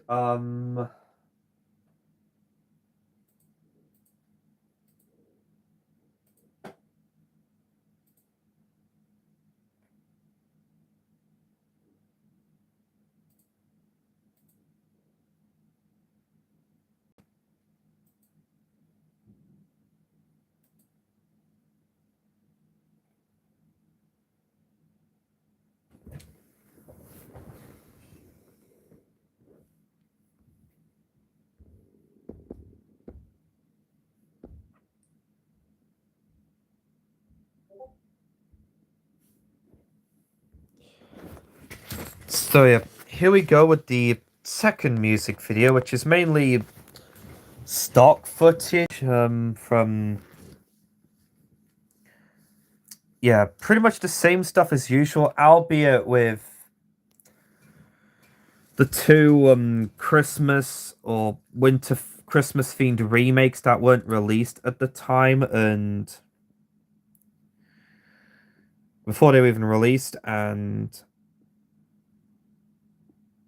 a video I did in dedication of my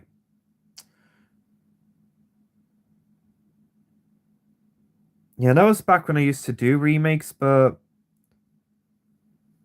I don't really do them anymore, given how San Antonio was my last one, and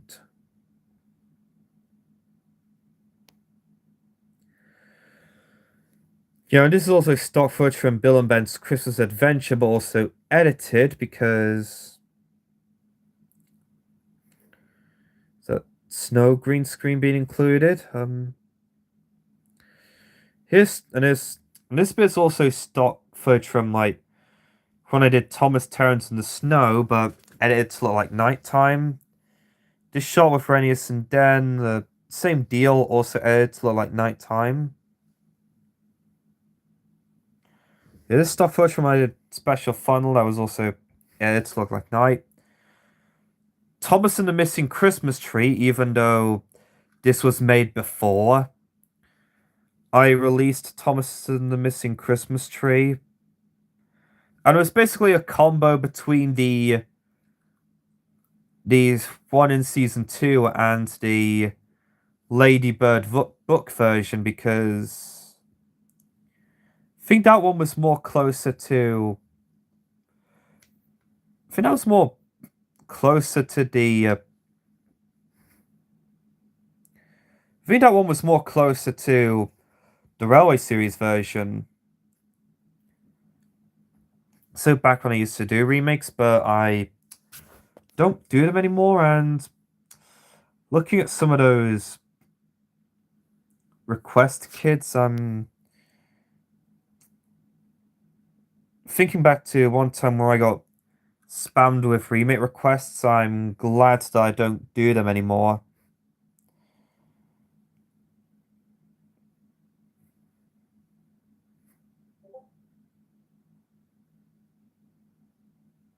Some more stock footage. And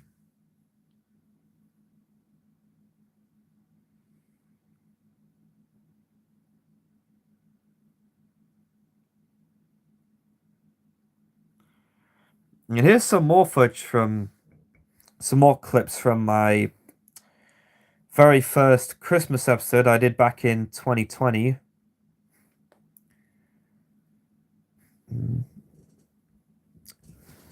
Oh yeah, on the subject of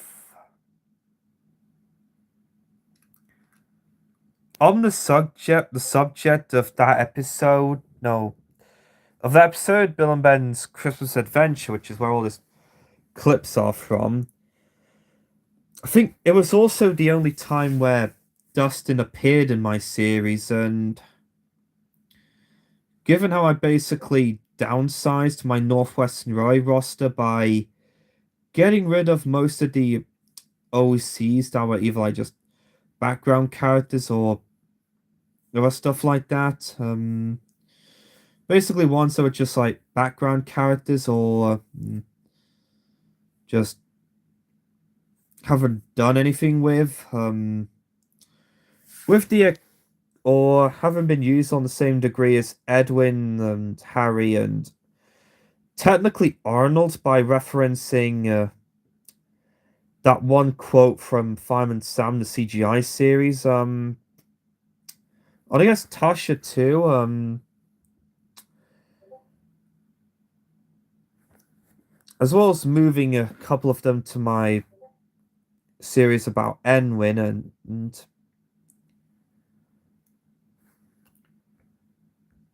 and Dustin and Sam were pretty much two of those, given how both Sam and Dustin are visiting engines in my series, like in their respective books and the online content.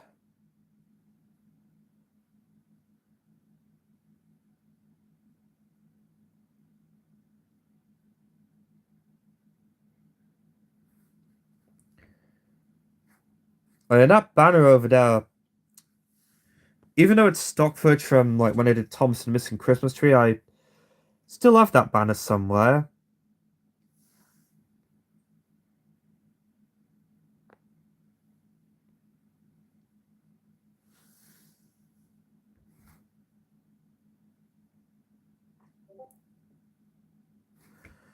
Oh yeah, and that stock footage from earlier, which was from Thomas when I did Thomas Missing Christmas Tree, that was also filmed after I updated Tony, since this is what he originally looked like. Yeah, all I did was take the play rail troublesome van from the original play rail Edward and wrote Tony Tin with soda on him. And yeah.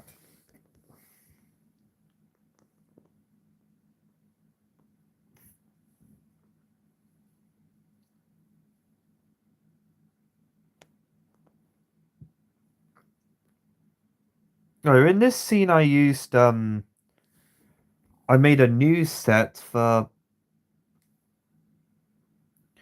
Oh yeah, in this bit with with Spencer and Marley. No, sorry.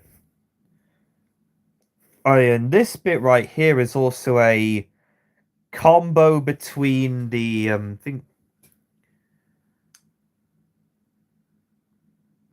think Disney's A Christmas Carol, between A Christmas Carol and Mickey's Christmas Carol, since some elements from Mickey's Christmas Carol were also used in this.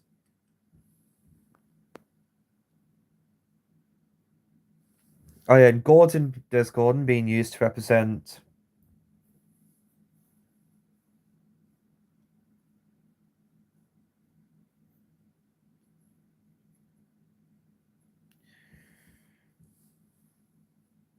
Gordon being used to represent. Regarding the Richard Jordan situation, while I don't support who condone what he had done, usually in these types of situations, I usually try to separate art from the artist.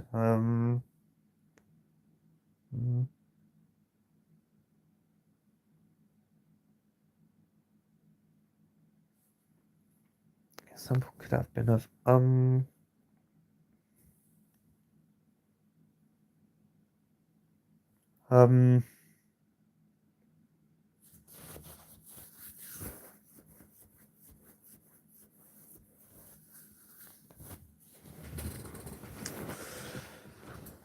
let me. Hmm.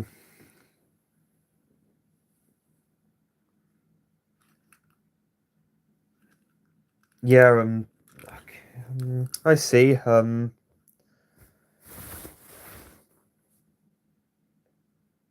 also kind of feel that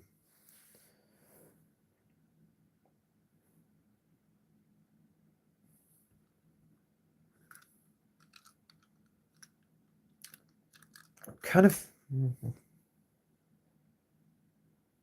Oh, sorry. I was just kind of thinking about what other examples of separating art from the artist were there. I do know I actually did that with Richard the New Engine when some drama involving Carson's video workshop sparked around back in 2021. Oh, hello there.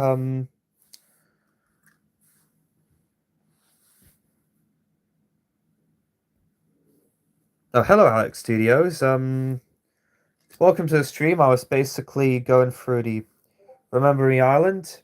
Yep.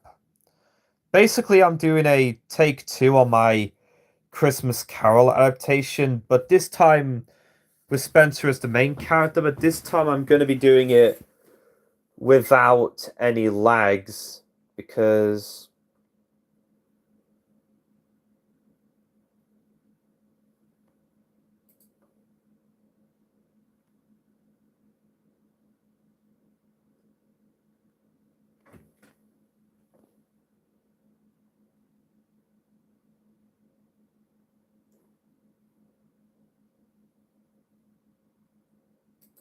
but without any lags.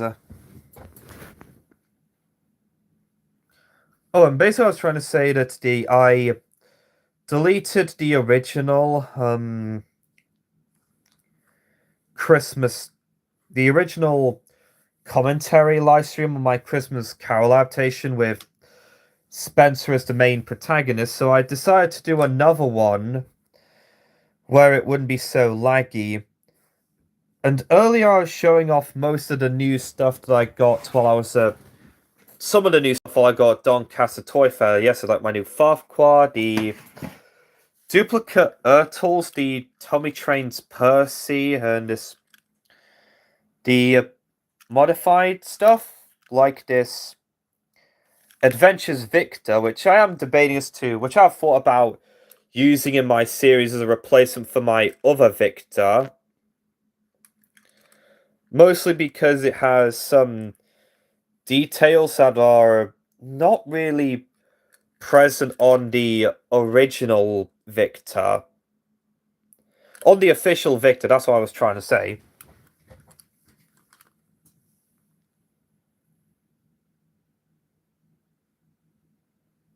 And I also talked about some of the customs that... I also talked about how some of the stuff that weren't there, like the shed from the Tommy Trains Thomas the Tank Engine set is seen here, is seen over there, and the Lady Motor and Rail Lady truck not being here because I was using them for filming for one of the upcoming season 4. An example of separating art from the arts would be like those who like the Roald Dahl, who like the books by Roald Dahl but don't support his belief as Roald Dahl was kind of a controversial figure. Oh, I see. Speaking of Roald Dahl, I do remember seeing the I do remember when I saw an animated short of the enormous crocodile while I was in primary school and liked it.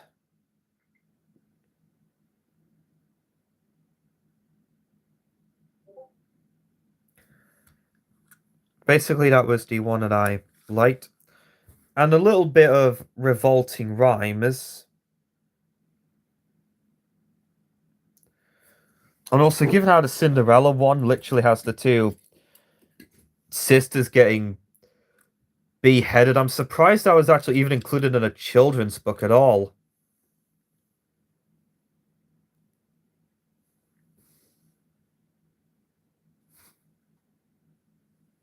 Kind of like how there'd probably be some people who were surprised that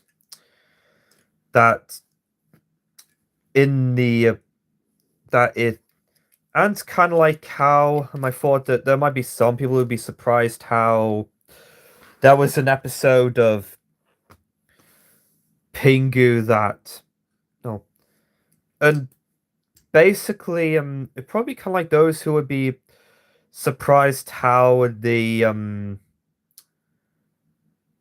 team behind Pingu included an episode about, well, including an episode with alcoholic references and being surprised that it made its way into a kids show, like Pingu. And speaking of that clip, I did also... And speaking of that, yeah, that being the episode Little Accents, because there'd probably be some people who would be surprised that that episode, that the team behind Pingu actually made a episode involving toilet humor and alcohol and themes of references to alcohol references in it.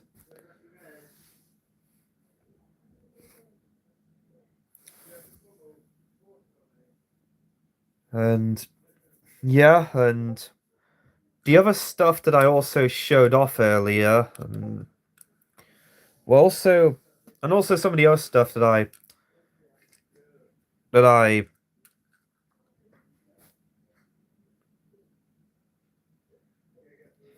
And also, given how I brought up how that 2002 or 2001 Thomas and Ray Benz currently being painted up into Harry the Red Bag and Legends OC, I think it's currently drying downstairs, and as soon as I found out that it that his OC had, I think I actually also was going to give it my custom of Harry the Red Bag and Legends OC yellow lining, but as soon as I saw that his OC had blue lining, I immediately decided to fix that, and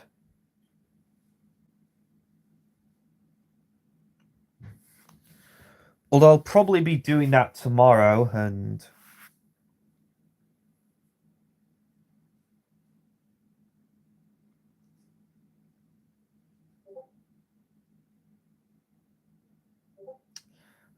well, I'm not sure if I would have. I'm kind of thinking as to whether I could have included the Spirit's Pa Humbug bit as seen in the original.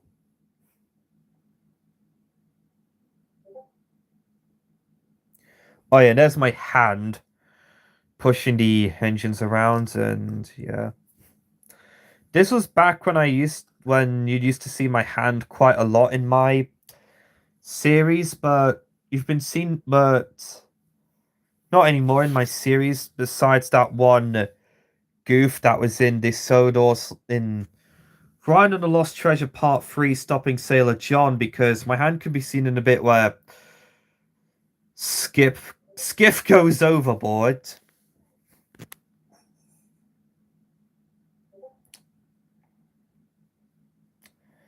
Oh yeah, and this bit was also I think that was also the very first time I got to use my new phone that I used from 2020 all the way up to this year, and now I switched to this phone that I'm currently using right now. And I also feel this scene was a bit too short. The Disney Christmas Carol is actually quite accurate to the book in terms of tone, as the original story was supposed to be scary. The Muppet version was good too. Oh yeah, I think the Disney Christmas Carol was the very first Christmas Carol adaptation that I ever watched during my childhood. And the Muppet Christmas Carol, I first saw it around 20 and I first saw the Muppet Christmas Carol early around early 2015, after the Christmas season, after I bought the DVD of it. Kind of feel this scene could have been a bit more longer compared to the original. That's something I probably could have fixed in. That's something I probably could have fixed if I were to do a remade version of this one day. Kind of like what Enterprise the Engine 93 did with his older episodes, what Thomas 102 Henry 3 has done with his older episodes of his Engines of Sodor series, and like what Nick slash TF89 is currently doing with season 1 of his series, Quest 89. And what Late Jurassic has done with the first 2 seasons of his series, where he basically remade the first 2 seasons of his series in movie form. And I probably was gonna mute this clip anyway, like what I did in the like what I did in the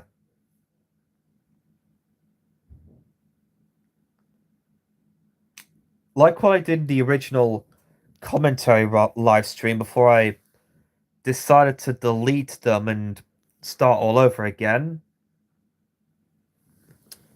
Oh yeah, This might be a bit hard to see, but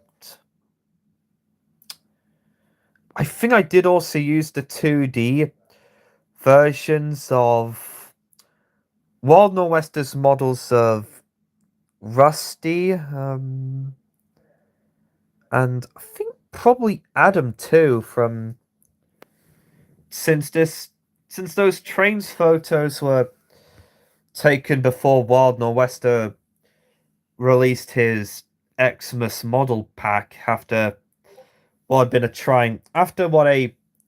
trying year 2020 had been.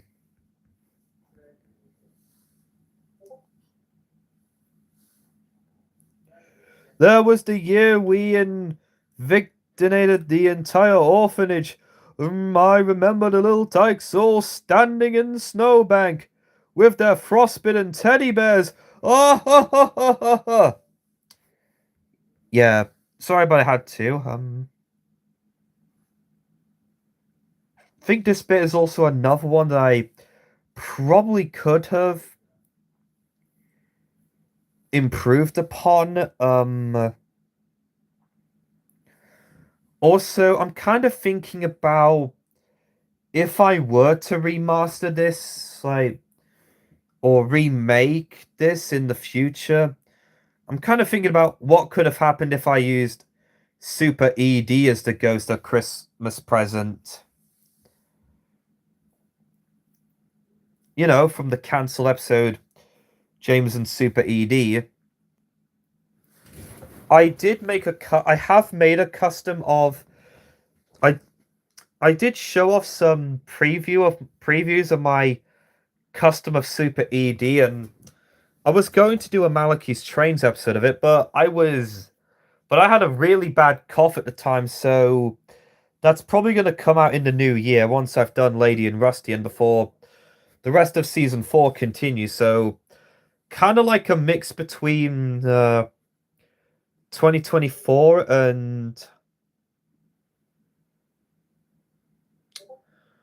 and last year, where we got a first episode, well, this year where we got a episode of Malachi's Trains first in dedication to Britt Allcroft, and then an episode of season 4 next in dedication to Britt Allcroft after I heard that Britt Allcroft had passed away.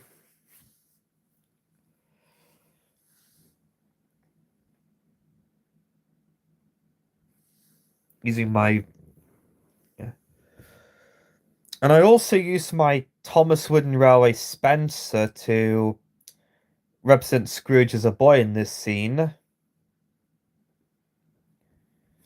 think it's one of the two... No. I think I probably have 3 Thomas Wooden Railway Spencers. Like, this one, not counting wood, there was like this one, the Talking Railway series Spencer, which up until I got the 2013 to 2017 Spencer was the only Thomas and Railway Spencer I had. I think I did get another one for my 21st birthday when I went birthday in that job lot of knockoff Thomas Wooden Railway stuff. I do have an idea for a script featuring Speedy, Sid, and Super ED. Oh, I see. Kind of thinking of how that's gonna play out in my series, given how I decided to basically... I did thought about adapting James and Super... Actually, I thought of making James and Super ED canon to my series, but more toned down fit my series, but I'm interested in seeing that script with Speedy, Sid, and Super ED. My favorite engine is PSM. Oh, nice. Oh, nice. And also, speaking of Speedy Sid, he will be getting a mentioning in one of my upcoming season 5 no, in one of my upcoming season 5 episodes.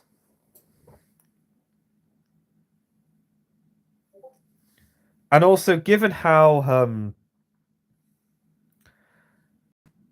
and also in regards to the bit where Super Edie gets struck by lightning, thus getting him superpowers, that doesn't happen in my series, but basically I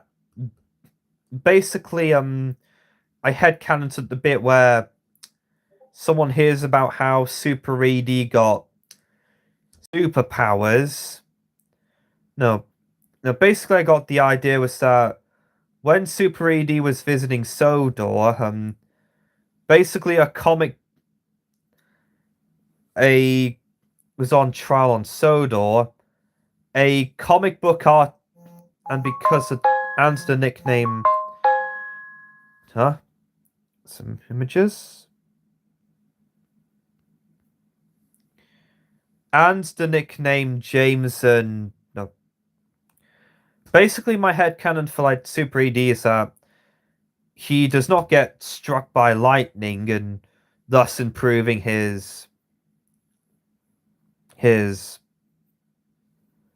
powers. It actually did spark a comic book, and because of the nickname he was given, and because of the fact that he was being referred to as Super ED, it inspired a comic book artist to make his own comic book series about Super ED, where he is portrayed as a super engine and kind of like Action Chugger from Chuggington, and kind of like Action Chugger from Chuggington, and yeah, basically in that comic book series, he influenced him to make the Super ED comics, where no, it's basically where the struck by lightning parts got included.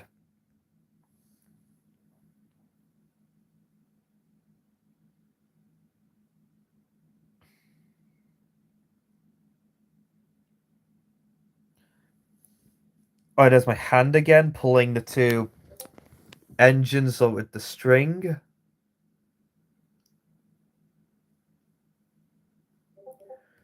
I was also double checking to make sure I didn't accidentally say.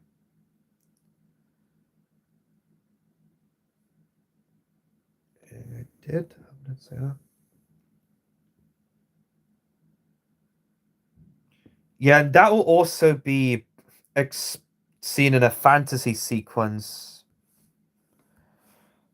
I am also interested in how that script with Speedy Sid and Super ED would go. Will it be a rewrite of James and Super ED? I'm kind of interested to hear about it.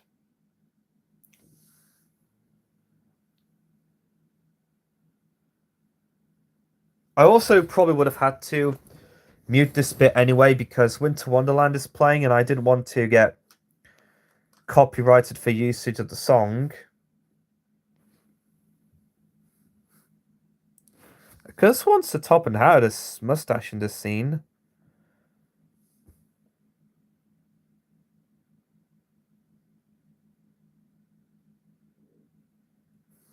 Oh yeah, and I basically moved the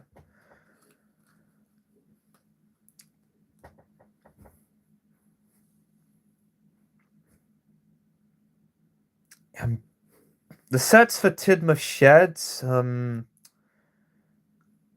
Knapford Station, and Farquhar. And Farquhar are the only Sodor locations to appear in a special, given how everything else is mainly like new locations like introduced. But they're not really meant to be on Sodor. And plus,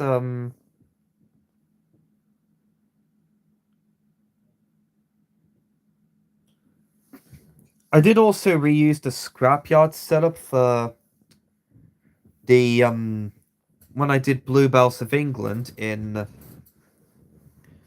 back in 2021 to coincide with the Bluebell Railway's 61st anniversary.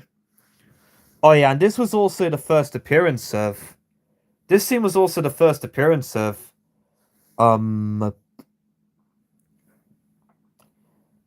As I said before, like first appearances of Sonny, and Timothy, barring the name drop in season 1, and Daisy, given how she wouldn't be seen in this, given how she wouldn't appear in my series until this special.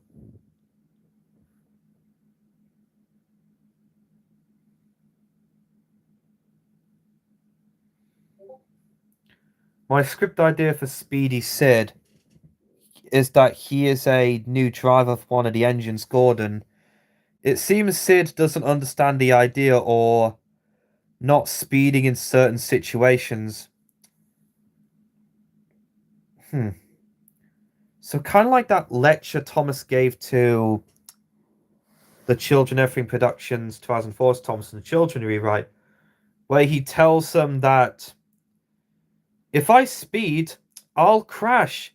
And if I'll crash, all of you would get hurt. You wouldn't want that, and the Fat Controller wouldn't like that. And Thomas's driver also saying that, as Thomas said, speeding is dangerous, so it cannot be done. And Thomas saying, no, I am not speeding, and that is final. I'm also curious as to what the Super ED script will be. Thinking if it will be a rewrite of James and Super ED, since I have thought about making James and Super ED canon, but just toned down, like as said before, like doesn't get struck by lightning given superpowers, but the name Super ED inspired a comic book artist to make a comic series where ED was a super engine, and yeah, that he gained his superpowers by a lightning strike in that comic book series. And yeah, and given how it's basically like James and Super ED but more toned down, like more down to earth, I basically wrote that instead of I basically thought that instead of Super ED being scrapped by Sir Topham Hatt, I actually wrote that instead of being scrapped by Sir Topham Hatt, since instead of having Sir Topham Hatt be the one to scrap Super ED, being the one to send Super ED for scrap, he was sent for scrap by the other railway controller, because I'd imagine having the other railway controller have the Fat Controller's persona from the season 5 drafts. Not sure if I were to include his portrayal in the Train Killers by Hour of Poop, or the Sodor's Legend of Lost Treasure haters' portrayal of him when. Oh yeah, and that scene was also. Yeah, and that scene was also Daisy's first speaking role in my series, and I did also use the song When Love Is Gone in the background, which was, I think, was only present on the VHS version, because that got taken out of the DVD, because test audience people thought it was too sad, and I don't think it was on the DVD version. So this was basically my first time hearing that song. Yeah, this was like Daisy's first speaking role in my series, given how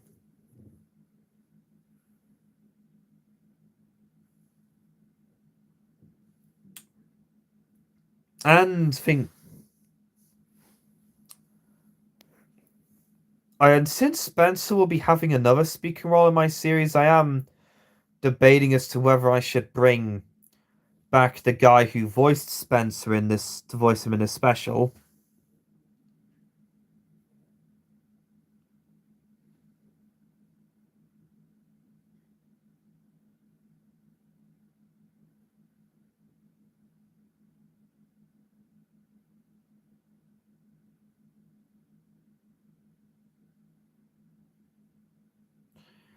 Oh, yeah, and the music that I also use for this scene, even though I'm not really, it's not you can't, even though it's on mute, is also the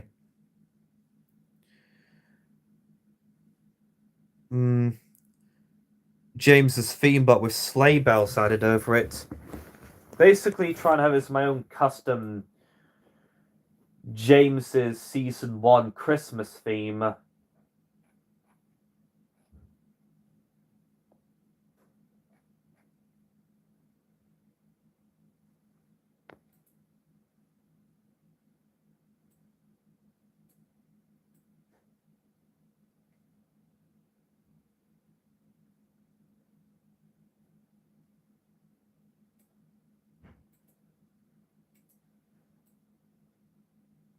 Oh, I thought I was gonna play.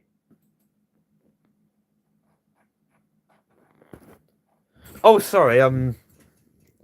Now we're on to the next part. I was just watching the Fly Cheese 2025 wrap up, and I thought it was gonna get up to the bit where, and because there was a clip from one of my, I actually thought it was gonna be the bit where, gonna have the bit where, I thought it was gonna have the bit where.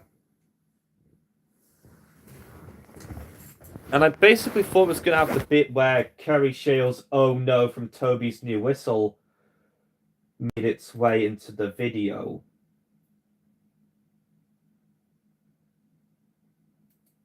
Try and play that. It's black. Without a lady truck. Oh, sorry, I was like. Not cutting wood.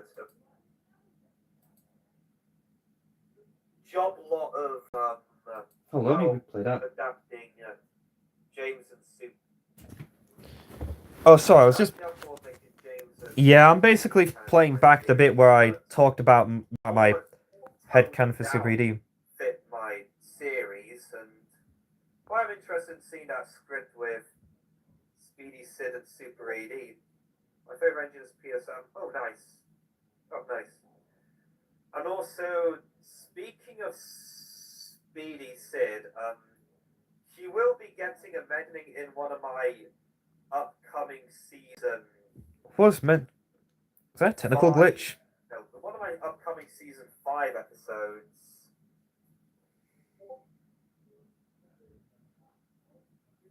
And also, given how and also in regards to the bit where Super ED gets struck by lightning, thus getting its superpowers, that doesn't happen in my series, but basically I headcanon to the bit where someone hears about how Super ED got superpowers. No, basically I got the idea was that when Super ED was visiting Sodor, basically was on trial on Sodor, a comic book art, and because of Anne's What? nickname, huh? Images? Oh, yeah, that was. Oh, wait, sorry, I must have not noticed. And the nickname Jameson. No. Basically, my headcanon for like Super ED is that he does not get struck by lightning, and thus improving his Wait, what? powers. It actually did spark a comic book, and because of the nickname he was given, Super, and because of the fact that he was being referred to as Super ED, it inspired a comic book artist to make his own comic book series about Super ED, when he is portrayed as a super engine and kind of like Action Chugger from Chuggington, and kind of like Action Chugger from.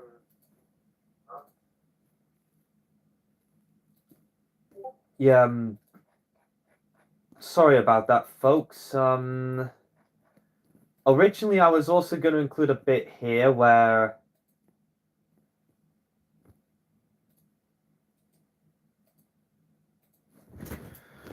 fun fact, I was going to include a bit where the two men were bickering over, like, why do you watch where I'm going? Where I'm going, you should be the one where I'm.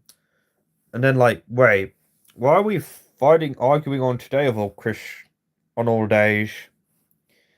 That didn't make the final cut to this, though. Because that ended up getting cut out entirely. In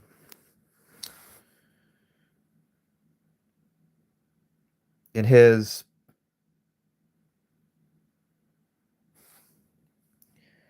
And this was also back when I used to use my original Farquhar shed, and that, well, that I made out of a cardboard box alongside the cardboard box I was using for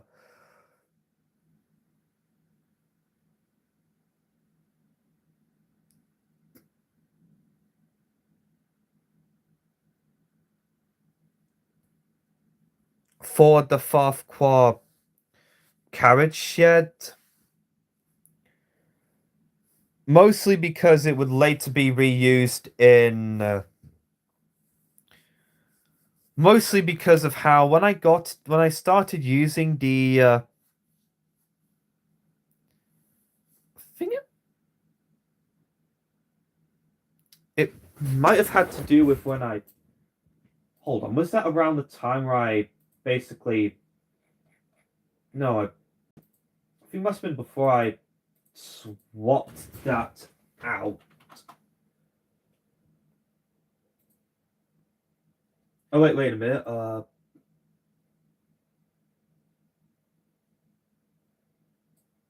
No way. Mostly given how it was around.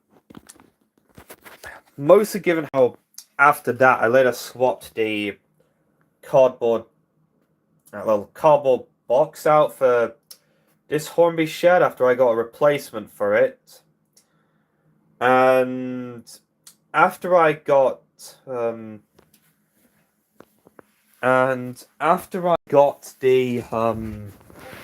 Ertl Farquhar sheds, after I got the Ertl engine sheds, I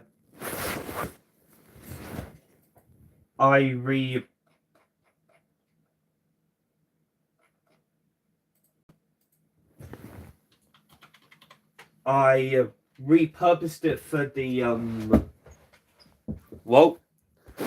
I repurposed it for the first Old Smoky short, if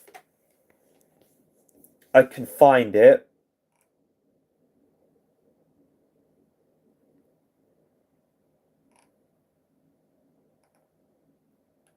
Source feels like main. I think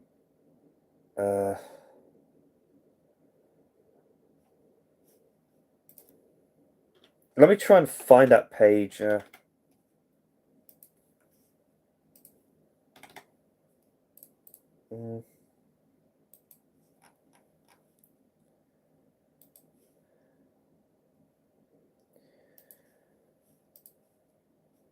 Yeah, so basically, that was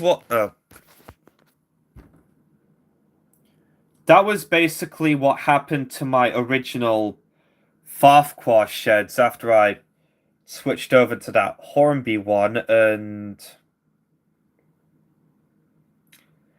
the Ertl engine sheds.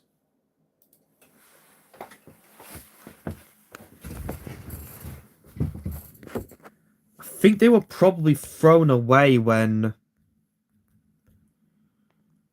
I think they may have been thrown away when...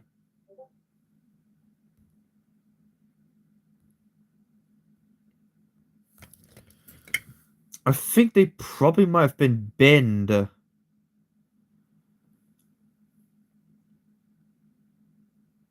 think they probably might have been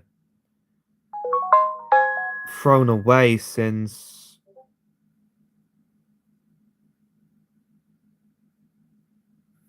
I think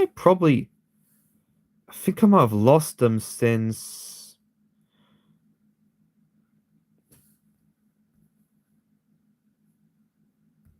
I think they were probably thrown away because they couldn't... Yeah, and... basically, those sheds got replaced by the new Hornby engine shed that I had, and the Ertl engine sheds, and they got repurposed for Old Smokey's Adventure, as seen on the Fly Cheese Studio channel, but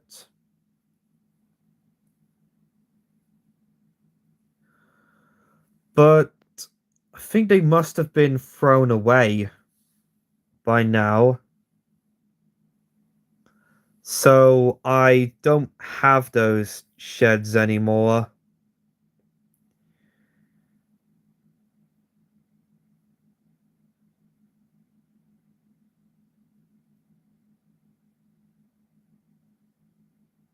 Which explains why I don't have those sheds anymore.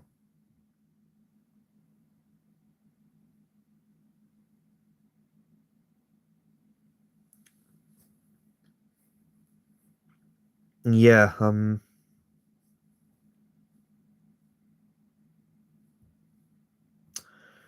yeah, that was also that was also back when I used to use this. No, damn it.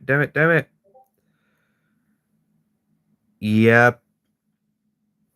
That was basically back when I used to use my childhood flip face chambers, which is in really bad shape, like...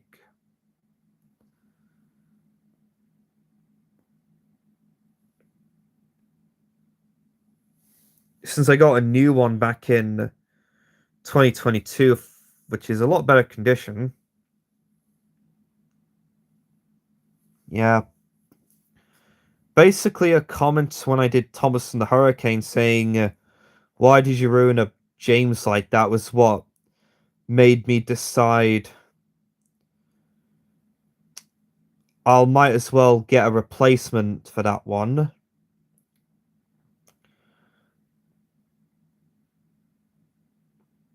I think this clip is actually mirrored. I think that clip's actually mirrored.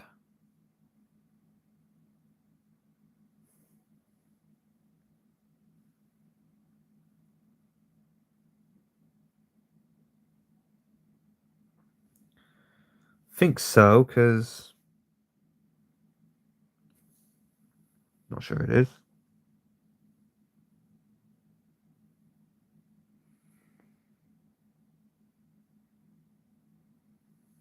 I think this bit was also...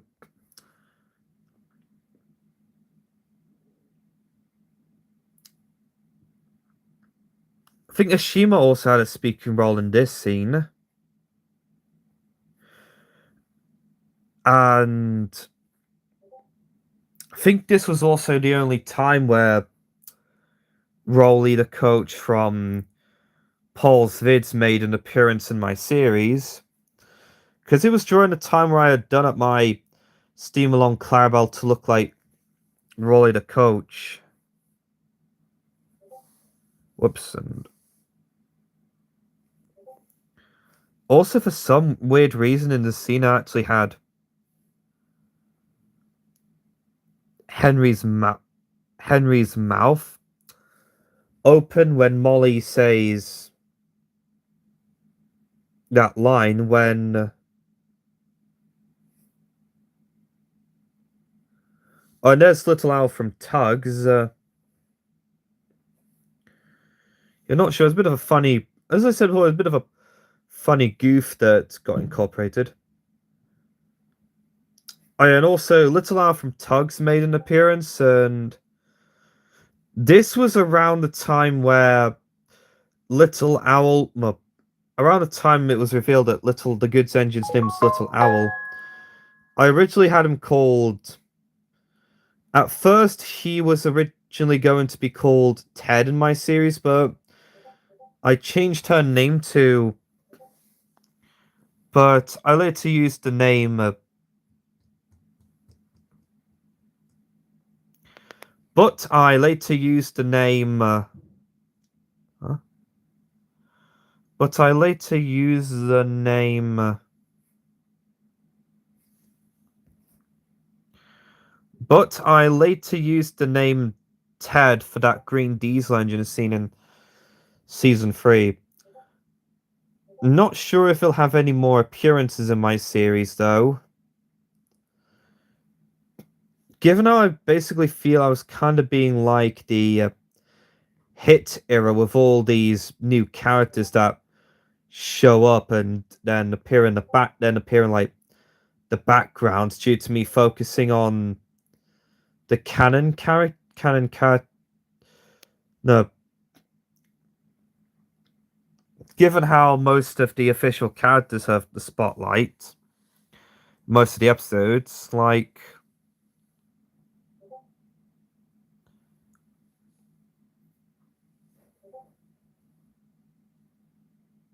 Oh, yeah, and this bit was also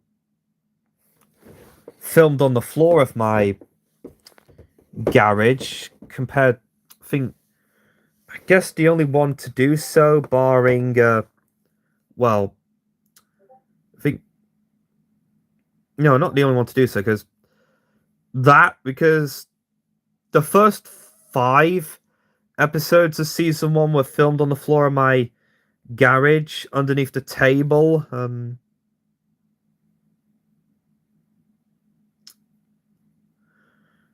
And most of my remakes from 2019, with the exception of Thomas's Christmas Party, were filmed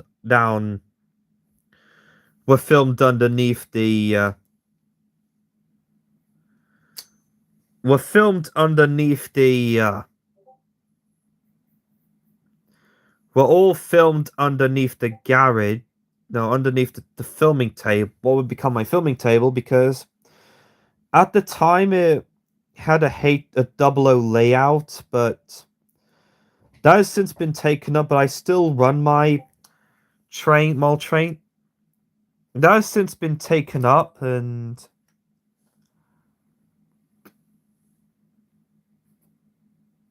that has since been taken up. Yeah, so basically that.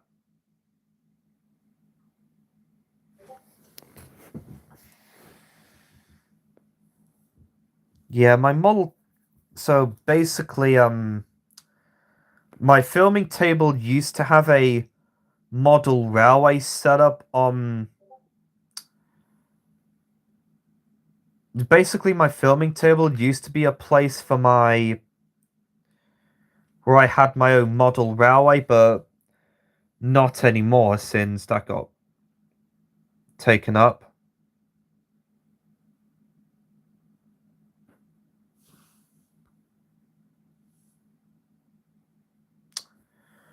Oh yeah, and since the guy who voiced Edward at the time pretty much voiced most of the characters and even got him to do the Scrooge, there goes Mr. Humbug, albeit talk singing. And the only bit I used from that was the even the vegetables don't like him bit. And that was the only bit from the.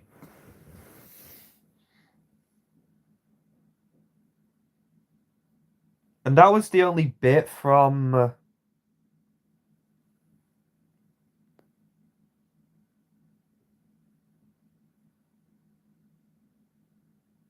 during that music number that wasn't from the original video.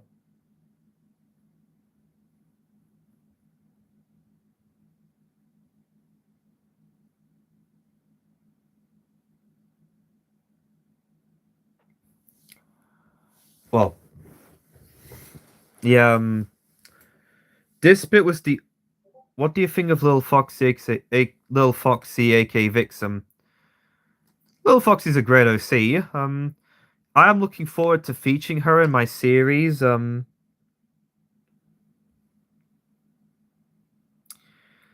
Yeah, that evil truck. That no, not evil truck. That blue truck with one of the spiteful brake vans and with the spiteful brake van's unused angry face was well, basically that blue troublesome truck's was basically the blue truck that came with the spiteful brake van's angry face was like the bit where he laughs but then screams while being dragged away by the forgotten hand of death was actually the only bit from me that made its way into the final cut. Oh, and here's the bit where featuring Fowler, which was my first appearance of Fowler in my series. Although he didn't have a face, and with the exception of that one line of dialogue, that being, let's go, he was mostly silent. And he did appear with his face in he did appear with a face in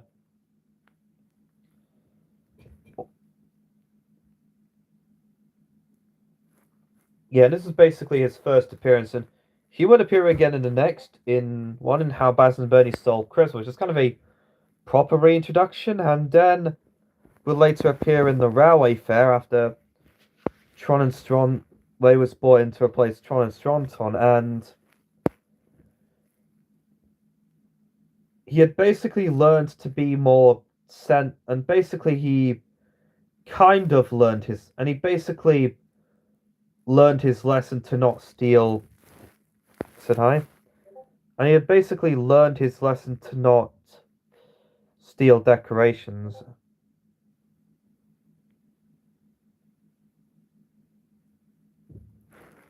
Oh yeah, and this bit was also Ryan's very first speaking role in my series. Oh, sorry about that. Ryan's first speaking role in my series.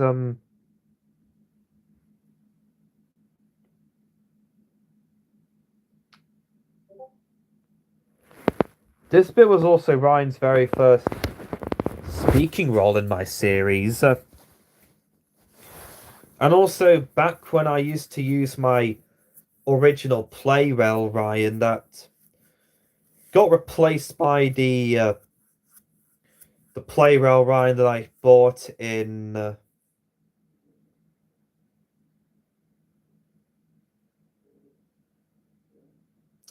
well, that I bought in September to replace my childhood one. No, that I bought. Well, it was to replace the one that I got for my 13th birthday because it was broken and.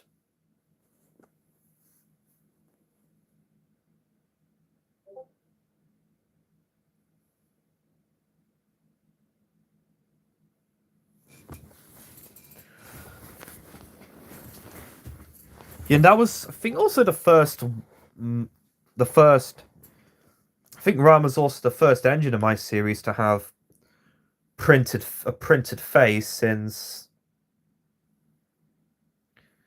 to have a paper face because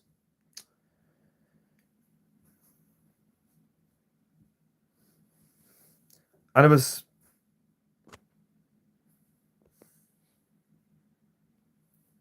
yeah, so this was basically before I got the back when I used to use my original player Ryan, which is now a scrapped engine, and if you saw the Ryan Lost Fair 3 parts, you probably may know that I got another one to replace it because it was broken.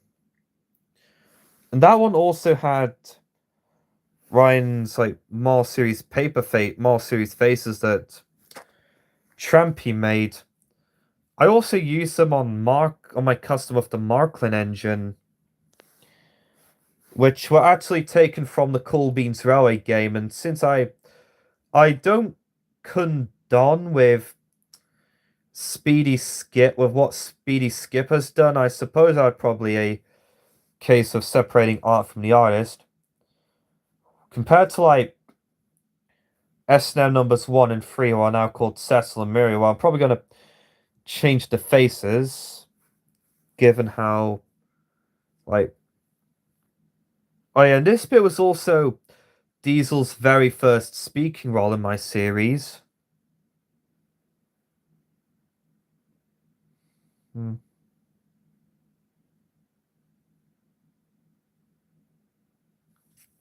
And there's also I think Marilyn's first speaking role in the in my series, and technically her only speaking role in season 2 if you count this special.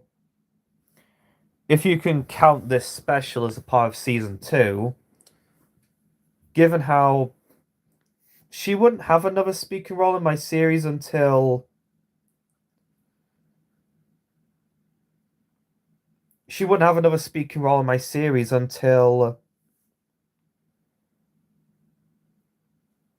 season 3 with Bill, Ben, and the Bullies, and obviously in season 4 she spoke in Bob and Stella, and parts 2 and 3 in Ryan and the Lost Treasure,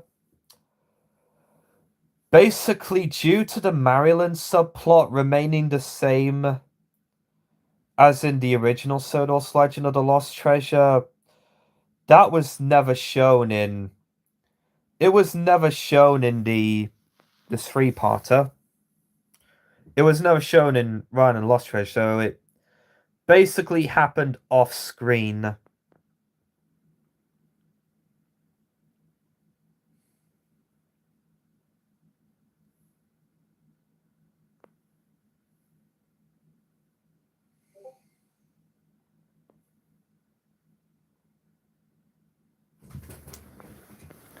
And also I used blue plasticine for those bed curtains, which would probably be considered weird because you see when making Little Foxy, I want to try something different by giving most shoes a tug or something. I went with a logging engine as there is a sawmill in. I figured someone else lived there besides Billy Shoepack. Oh, that makes sense. I guess that makes sense. Like how I saw LS Starport's fan-made tug season 2, where he did his own episode involving the diesel tug from where he involved the diesel tug, including the diesel tug.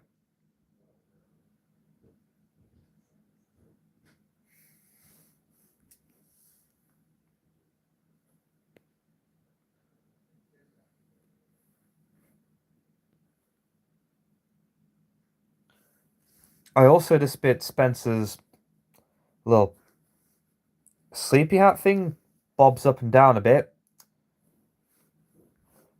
because I forgot it was in some of the shots, and then I had to go back and edit them in.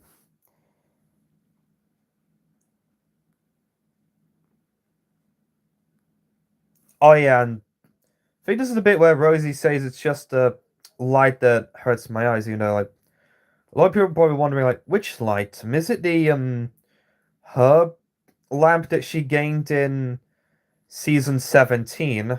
Or maybe I might. Which I guess kind of makes sense-ish.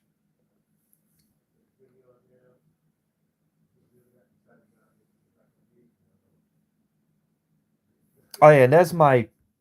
Oh yeah, I think...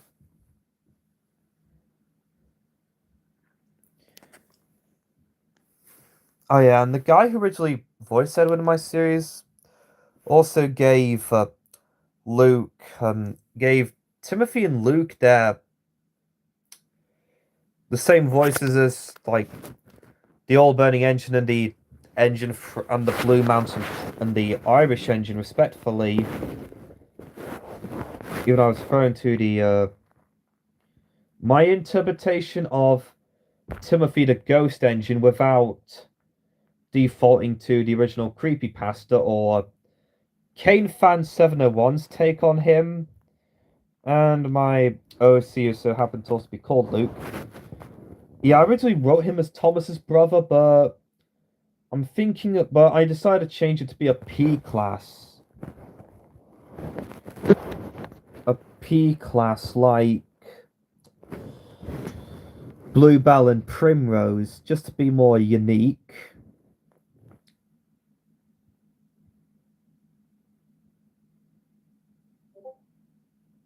Oh yeah, it was also back when my Thomas custom used a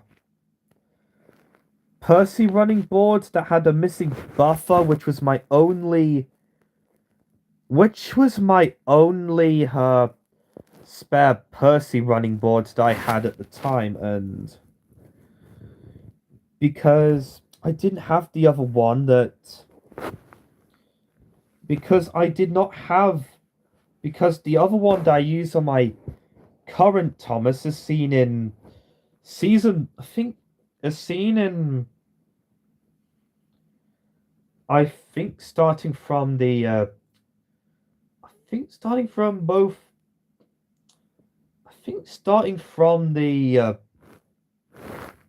hold on, I think it might have been starting from the it was probably starting from the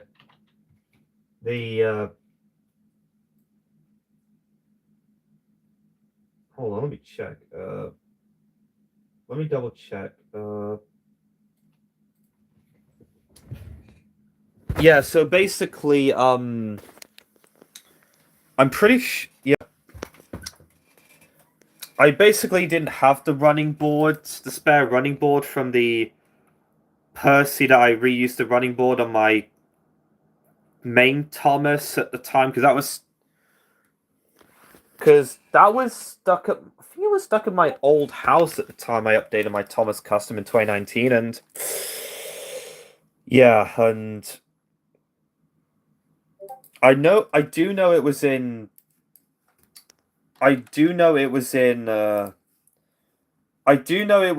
the episode Quarantine. Yeah, it was starting from both the episode Quarantine based on the Tugs episode Quarantine, and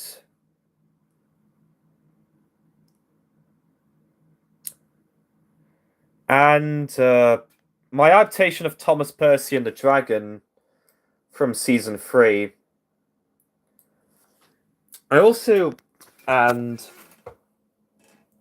That and my Thomas and the Breakdown Train remake that I did for the 75th anniversary were the first time I adapted something from Andrew Brenner, given how the original episode was based given how some of the magazine stories that Andrew Brenner wrote were adapted into season 3. For episodes of season 3 in the official show, but he went uncredited, and yeah, from what I heard on the wiki, it appeared that Topped Off Thomas was also adapted from a magazine story from Andrew Brenner. At least I think it was. And I do know Thomas and the Rumors was also adapted from a magazine story by Andrew Brenner.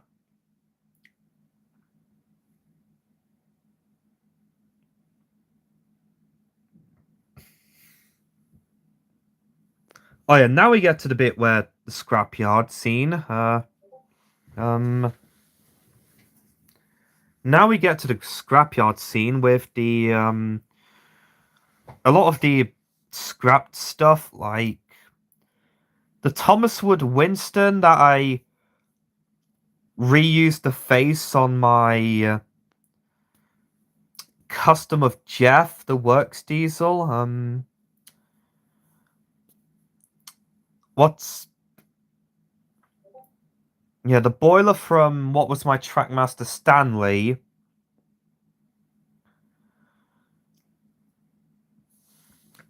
Which I was going to use on my Mola Stacy, but decided against it. A Thomas Wooden Rally Bulstrode without face, which later got repurposed into a wedding bus from... which later got repurposed into a bus from the... which later got repurposed into a... Yeah, so that Thomas Wooden Rally Bertie got... the Bulgy got repurposed into a custom of... No.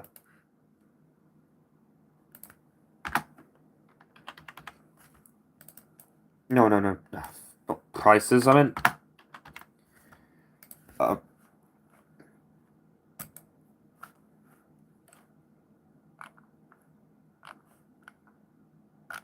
Okay, so,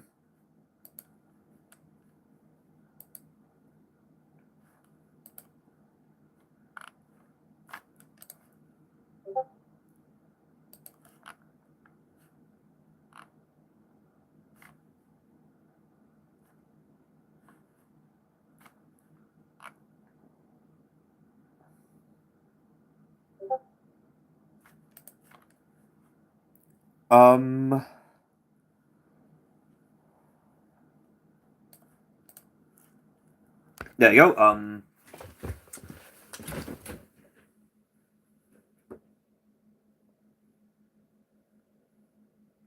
oops, trying to tilt this.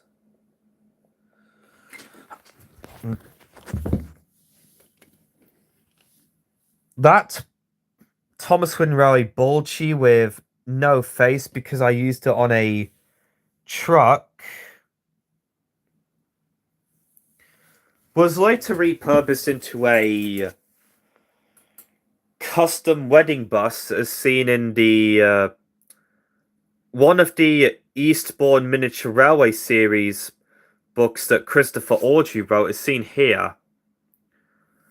It made an appearance in the Railway Fair, and another thing that's slated to appear in my belated Christmas special, which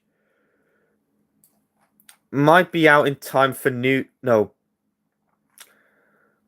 I don't know if I'll have enough time to... Okay.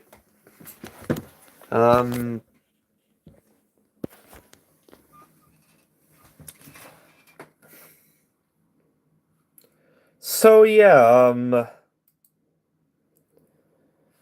this was what I was trying to replicate with that custom, with that double-decker bus, that I made out of that Bulgy that you saw in the Scrapyard. Fun fact, I was going to use it in Duke's wedding special, but it didn't make the final cut.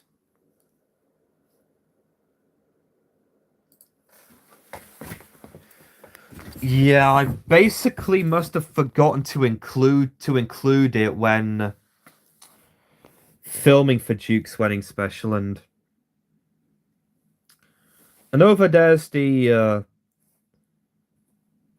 Thomas Wooden Rowe Molly that would later become Maria, who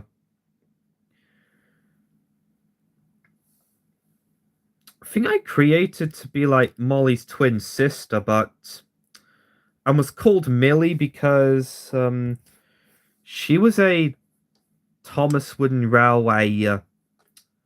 Because I got 2 Thomas Wooden Railway Mollys in 2014. Like, one I got while I was at the North Yorkshire Moors Railway, and the other I got as a present for my 11th birthday. And I basically decided, when I was putting numbers on most of the numberless engines in the Thomas Wooden Railway range, hey, Stephen Fan 2003.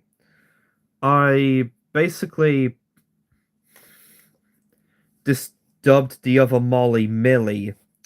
As in Millie and Molly, if you remember that show. For those of you who remember that show, because I remember watching it a little bit during my childhood.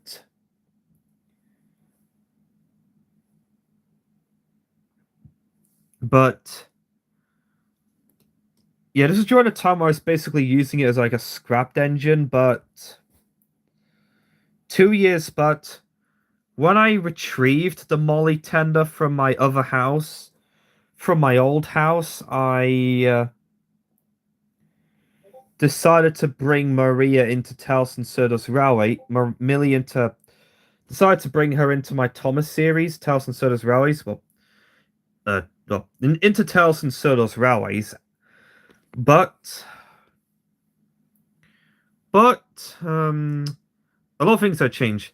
I changed her name to Maria. I painted her black, and I gave her a black livery. Are you going to have Stephen in your series again? Probably. You'll probably be seeing Stephen again in my series. And the other things I did with Maria was give her a new backstory. Give her a new give her a new livery. Give her Mavis's face, and well, I basically gave her a bossy and a bit of a prick side. Like, yeah, I basically based her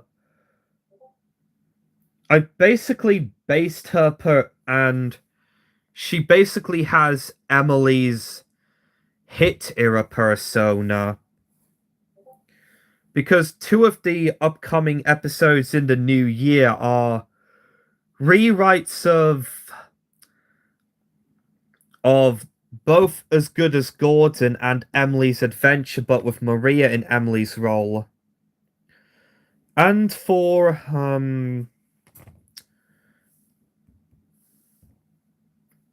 and plus for the one that I'm gonna do of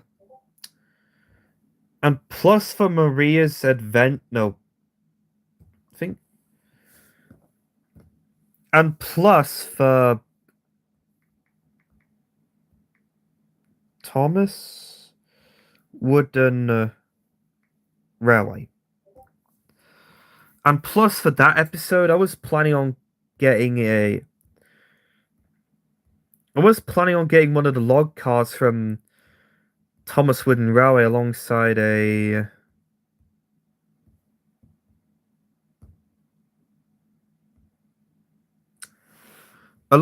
this custom flatbed that a seller on eBay made. Good night.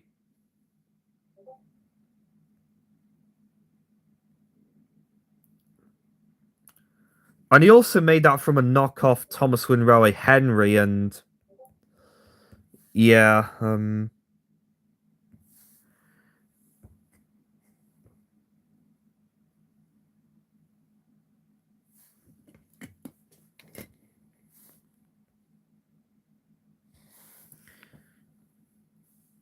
yeah, and another bit about this scene was that was also the first time I got to use the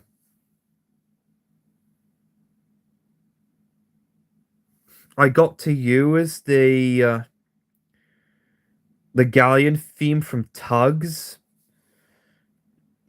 because it was this, Lady of the Lost Engine, and the part 2 with the scene where Mr. Star's having a bad dream. And oh yeah, and this bit was also first seen in my music video of the Trapdoor theme song in my Scared the Engine adaptation that I made, where basically my own take on an extended version of that episode, because it also included about how the ghost engine lost his tender. Get rid of those subtitles. Kind of feel that bit was a bit lazy. Could have been better, and probably something I'd probably remaster.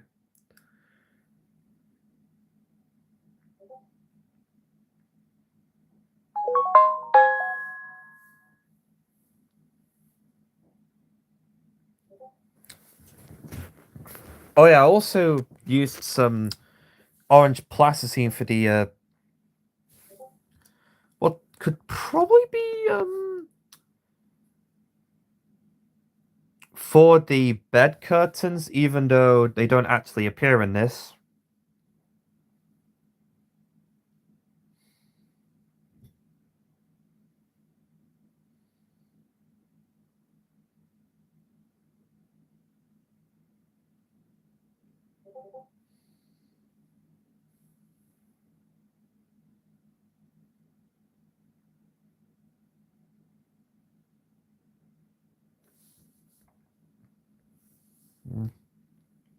And also, the music playing in the scene was "Thankful Heart" from another song from the Muppet Christmas Carol. But I was probably going to mute this bit anyway to avoid copyright with the Walt Disney Company, because of how strict they are when it comes to copyright. Yeah. Probably even more so than when people say Mattel is protective over Thomas when it comes to fan uploads of the original show.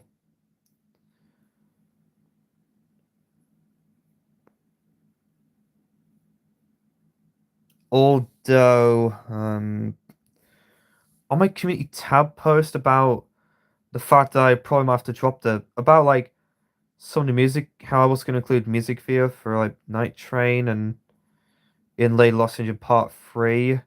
Someone said, thanks Mattel for trying to forget the OG Thomas even existed, when Mattel didn't actually have anything to do with it, and it was Warner Music Group. Because of them being strict as hell. Because of them being sensitive as hell. Oh yeah, there's one of my Tommy Train Zannies in the background.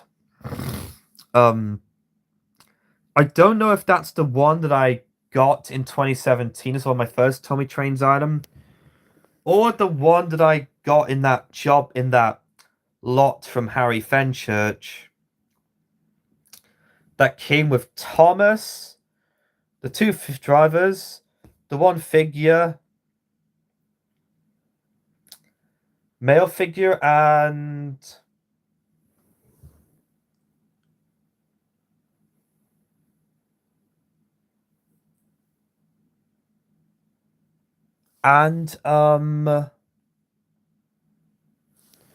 obviously my first Tommy Trains Thomas, not the one that came in the not the one that came in the track piece. Not the one that came in this set, because I didn't own it at the time. Because I only bought this recently with my Christmas money. No, yeah, it was with my Christmas money. Because that's where most of my Christmas money goes towards. Nice.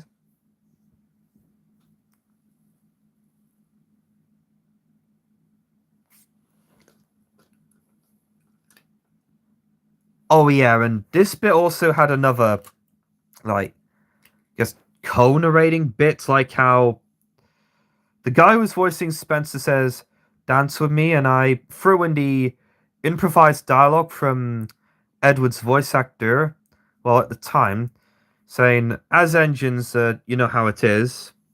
That was another bit of crossed them over. I kind of did a similar thing again with Ryan and the Lost Treasure Part 3, stopping Sailor John with the bit where Skiff says Day-O, because he was going to sing the song Day-O, but I wasn't really a fan of the way he sung it, so I just went with the one from my original draft, from my original audio of it.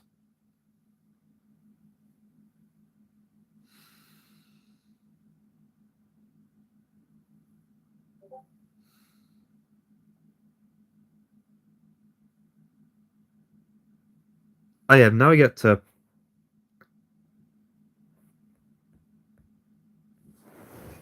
part 4, now we're on to the final part. This scene was also the first appearance of Dulcie in my series. Oh, whoops! Oh, piss off! Just no one gives a yeah. Who would want to sit for some stupid ad like that? I did hear from the Unlucky Tug that there was also a advert for bootleg Thomas merch using an AI based around his voice, and I have an ad blocker on my chat on my computer, so I can't see it.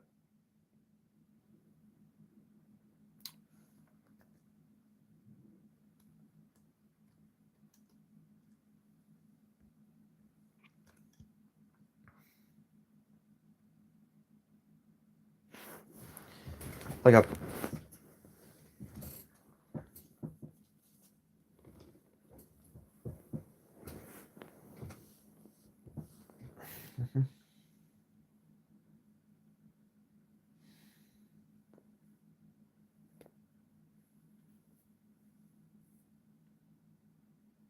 Oh yeah, and obviously this was back before I updated my Dom Douglas customs, and back when he used to look like that. But if you've seen stuff like my series, like Lady Lost Engine, Don't Tell Dom Douglas, Lady Lost Engine, you probably may know that. Probably may have seen my updated Dom Douglas customs. Oh yeah, and there's this.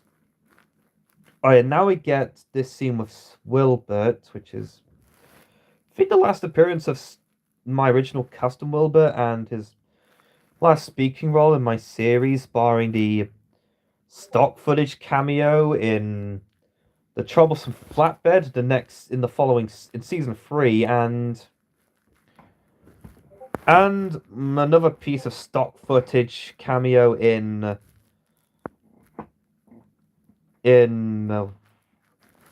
Ken and Rickety. I do plan to bring Stepney back in season 4, as seen in Bernard Holdings Trivia, which is like something to build up to Duke and the Unexpected. Part of the build up to, I guess, season 5. The Steel Rook arc for season 5. But and the special to wrap it up, which won't be happening until after season 5 is over, but this bit is also just reused from earlier. I think it reused the same animation. Yeah, I did reuse the same animation, and I think the same audio clip.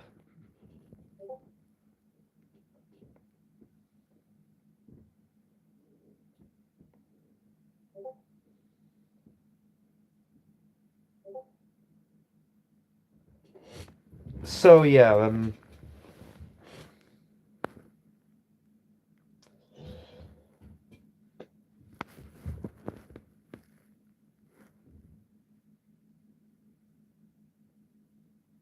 there was quite a lot of things from this. Oh, sorry,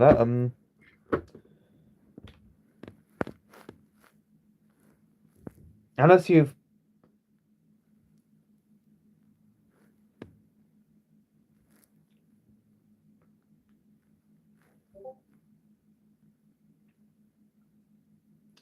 kind of debating whether I should include Wilbert scenes in a. I'm kind of debating whether I should keep Wilbert scenes from this if I were to remaster it for some point in the future, but I'm not sure about that because I haven't really done a remake of any of my older videos.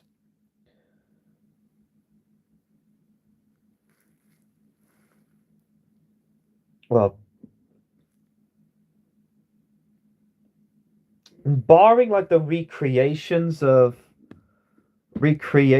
some of my older episodes, like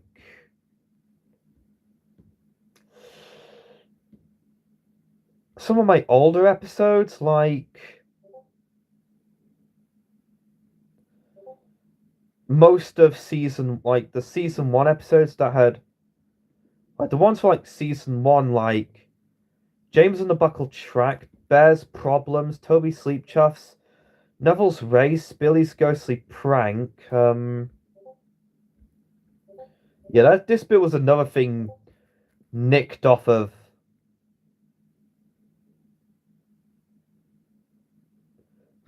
Bram Grote Films' version, even though it's like on mute.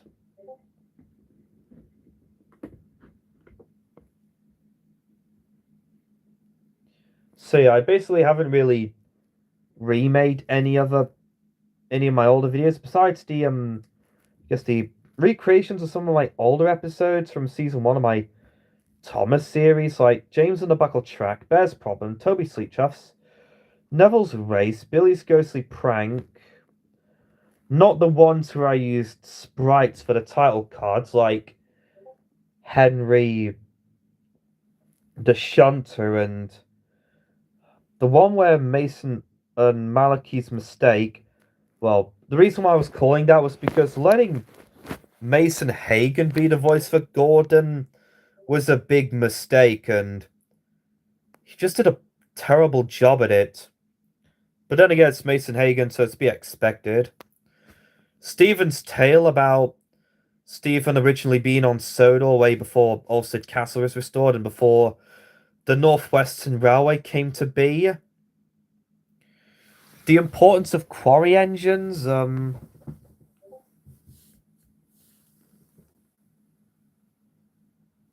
Normal and the coaches,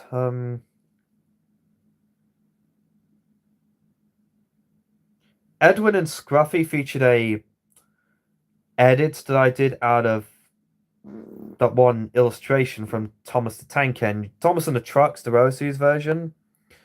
So I don't think that counts. The tell Sir Malcolm Percy's close call and Spencer helps out. Like, included some of the custom ones that I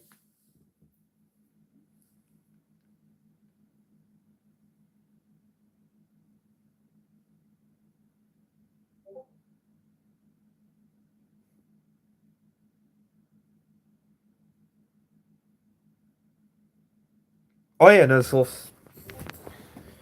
Oh yeah, and this bit also contains music from Fireman Sam Snow Business.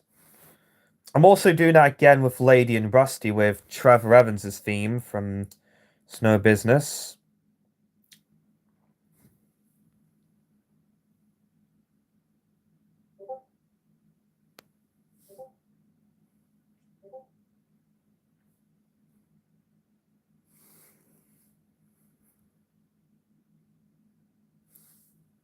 And yeah,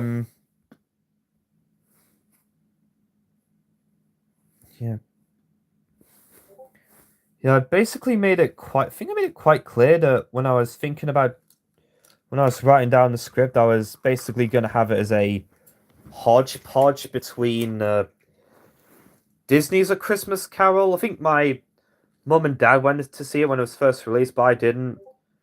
Probably didn't see it because of because they probably thought it would have been too scary for me. Yeah. Around that age, because I was only 6 at the time. Mickey's Christmas Carol and the Muppet Christmas Carol, and the one that Brown Goat Films did. Oh yeah, one of the first examples of a fourth wall break because of the bit where Thomas says, "You mean like the viewers?" and Edward's saying that too, and he didn't even turn to Thomas when he said that. That's something I probably could have improved upon if I were to remaster it.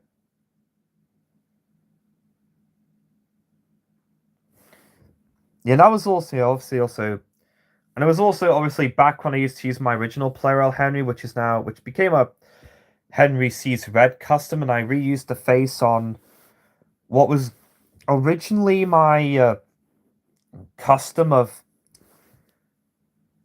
my OC Larry, but now it became my realistic Henry. Oh yeah, there's custom engine Milo. Although he didn't really hasn't really contribute. Although he hasn't really had a speaking role in my series, and he also has Percy's whistle from the All Aboard Live Tour show, which was also heard in the Rubber Dubbers episode Train Driver Tub, which I have on the which was also on the Engines to the Rescue DVD.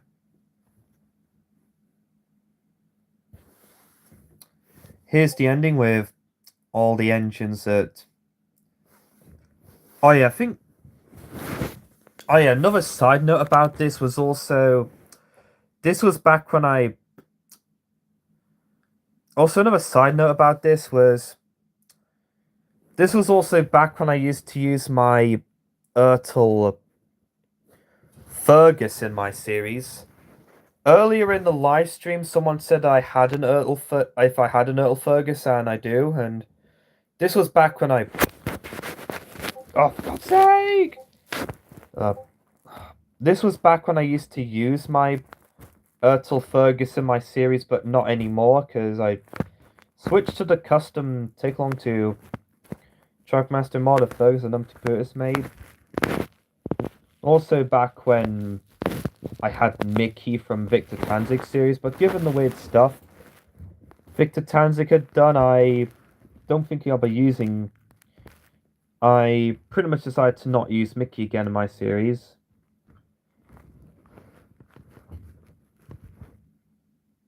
And there's the motorized, I think the only appearance of my motorized Kenji before I decided to customize it into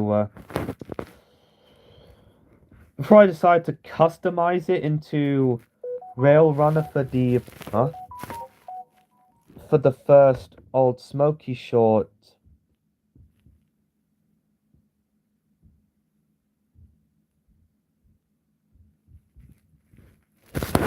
Oh, that's a relief. I was worrying that he didn't see Edward's lines for.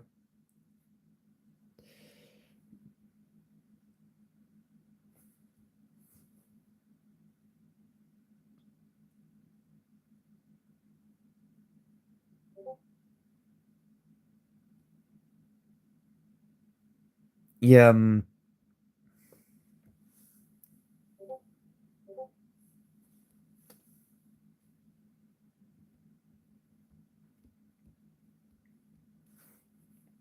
yeah,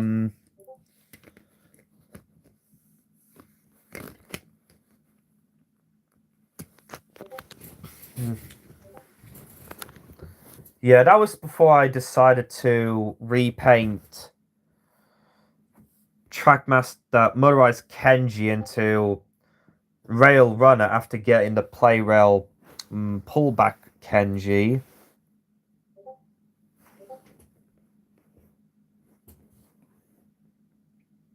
Yes, the other engines. Currently thinking as to whether I should have. Currently debating with whether I should feature Rick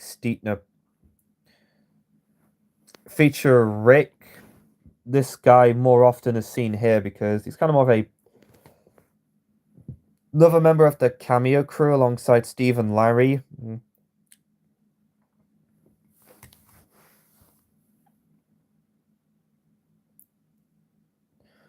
What engines are on the Peel Godfrey branch line in your series? Well,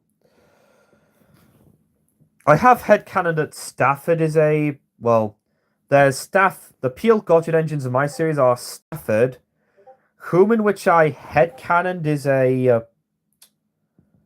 a shunter on the Peel Godfrey branch line, because... And there is also Earl, the red electric engine, JJ, the blue electric engine, not to be confused with JJ, the jet plane, because he's blue and it's called JJ. And funnily enough, we're getting a new character in the 2026 series called Jay, and he's a crane truck, and I'm going to have him be a crane diesel engine in my series. And then I thought the faces of the 2026 series feel like somebody you'd see out of the CGI series of JJ, the jet plane. And there is also Mandy, who is also the blue, the electric engine with Brio written on her sides, that appeared in Lady of the Lost Engine. And she also has old Slow Coach's face printed on her. And there's also Peel, Godfrey, and Joseph. And Peel Godfrey is my interpretation of the... and Peel Godfrey is my own interpretation of the... Oh, thank you. And basically, Peel Godfrey is my interpretation of the electric engine as seen in More Bad Days for Thomas and His Friends. I do have the first one, Bad Days for Thomas and His Friends, somewhere. And Joseph is just some OC I came up with in 2017. He was originally an American electric diesel engine, but now he's the same type of engine as Joseph. Now he's the same type of engine as Peel Godfrey from More Bad Days for Thomas and His Friends. And by the way, I came up with the name Peel Godfrey. I am looking forward to seeing the script for Storm at Peel Godfrey, given how it'll be the first appearance of my... It'll be the first time you'll get to see the electric engines take the main stage of the show. I did also give Mandy, and also as for the horn sounds, I did give Mandy Boko's season 3 horn sound because basically I gave after I gave Boko a custom CGI Boko horn sound. Well, lucky for you, the script for Storm at Peel Godfrey is nearly complete. Oh, that's cool. Yeah, so basically, yeah, like the horn sounds for like the Peel Godfrey engines are like Mandy had Boko's season 3 horn sound due to Boko having a custom. Due to that, Boko got a custom CGI Boko horn sound. Peel Godfrey had the electric engine has Brewster from Chuggington's. This year was kind of a rough ride at the near end. Yeah, 2026 as a whole was a bit of had its ups and downs. Like 2026 had a rough start with the unfortunate news that Brittlecroft had sadly passed away, and there was also the revelation that Brendan Reese 10, Sky123 and Percy and DuckFan94 were bad people. Pretty sure you might know the reason why Sky123 was on that list. Which was all... Yeah, and the Sky123's situation was basically like what I told Dominic Rossi. Yeah, and like what I told Dominic Rossi in his responses to what Sky123 had done, it was the very reason why I had to remove Alfred from my series to show my support to his family, and he thought it was a good thing. And yeah.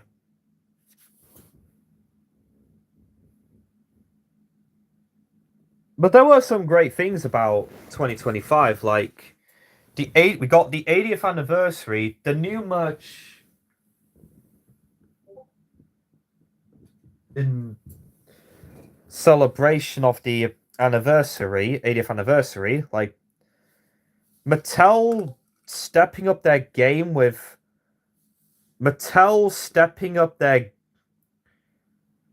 it was kind of rough. Some friends were neutral now, but some of them almost mangled to run me off the internet. Damn.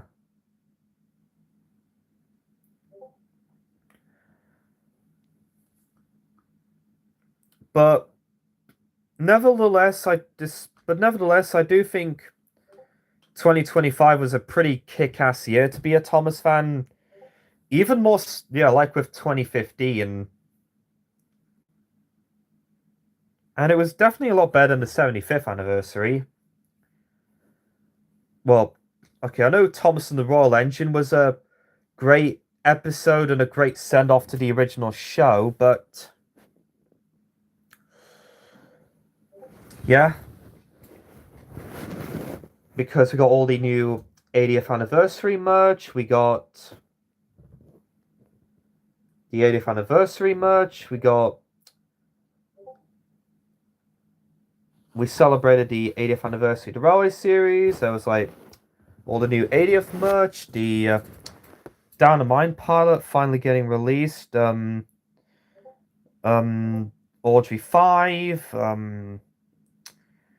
5, the Propster auction, the Brawlcroft auction, Dustin Short's getting released. And also the Magic Rara, the director's cut, getting released next year with thanks to Joseph Marshall and Brandon Carty. Oh yeah, and also the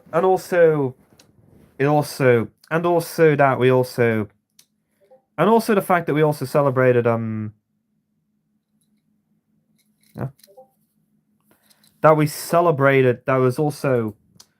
we also celebrated the 25th anniversary of Thomas and the Magic Road, and I'm not really the biggest fan of Thomas and the Magic Road, but I'm looking forward to see the director's cut next year.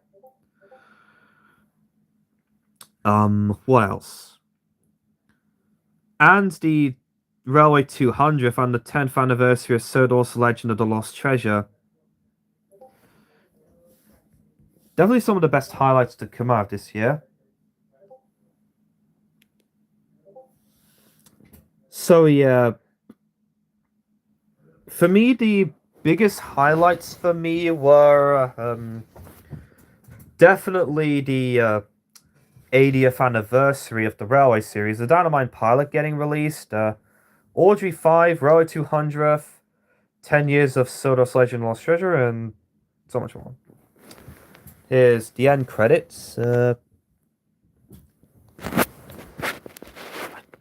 think James and Henry's was reused from Bill and Ben's Christmas. Oh yeah, and here's the end credits. Alright, now here's the outro with the some photos from the special and some photos from various remakes and episodes of some of my episodes of season 1. Like, I don't know if that's from Bill and Ben's Christmas Adventure. Probably may have been a scene that didn't make the final cut, or it could have been from this special, I don't know. That one's from when I did Edward's Day Out to kick off the 75th anniversary year. And now I've done a music video to cap off the 80th anniversary year. Toby Sleep Chuffs, Buffer bashing the first episode of my series, as well as the only time I adapted something from Christopher Ord, as well as the only episode in my series to be based on a story from Christopher Audrey. Given how I was going to adapt Thomas and the Evil Diesel in season 4 of my series, but that never made the final cut. But that plan ended up getting cancelled and ended up being its own standalone adaptation. Bears problems as well as the first time a Railway Series exclusive was the center of story, like then also happened again with Frank in Out in the Snow, and technically Walter in the Austerity Engine from the law books, but he wasn't referred to by name. But at the time, we didn't know what Walter's name was, so I called him Ken. Another idea I came up with back in 2017. If I were to take the PTSB thing I was sure that I'm working on at Fly Cheese into account, it'll probably be like Ken changed his name to Walter to avoid any association with Ken after he heard that because of how much of a maniac he was for attacking his therapist. Yeah, which is basically what happens.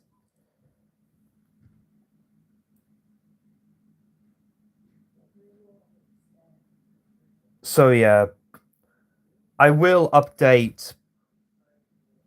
Oh wait.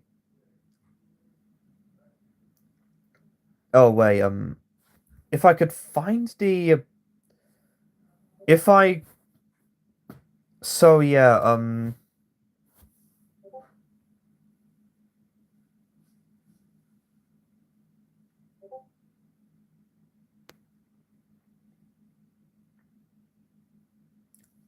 kind of debating as to whether I should make a nameplate for Walter, because I don't know where my golden paint pen has gone.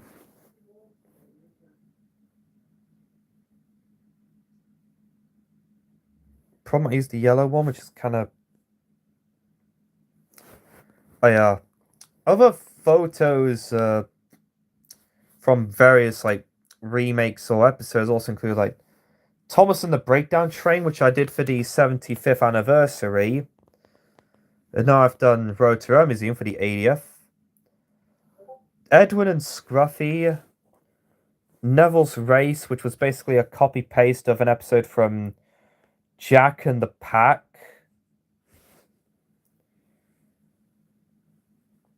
Donald's photo is also from Edwin and Scruffy, so that will not be encountered.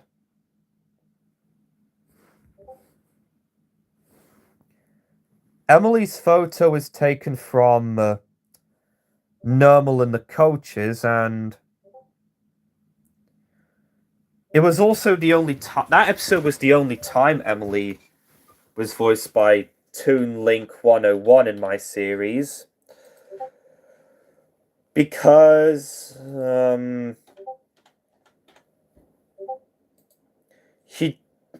he did do some voice work for Nick / Thomas TF89, but yeah,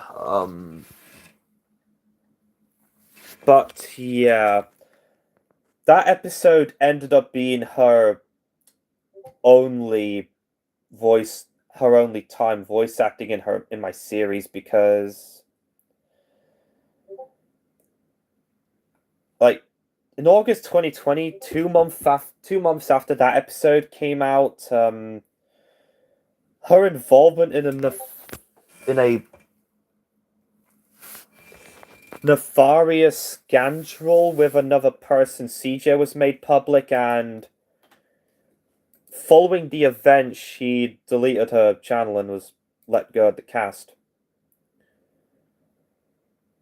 That's why Heartcloud Productions became the new voices for Rosie and Emily in my series, even though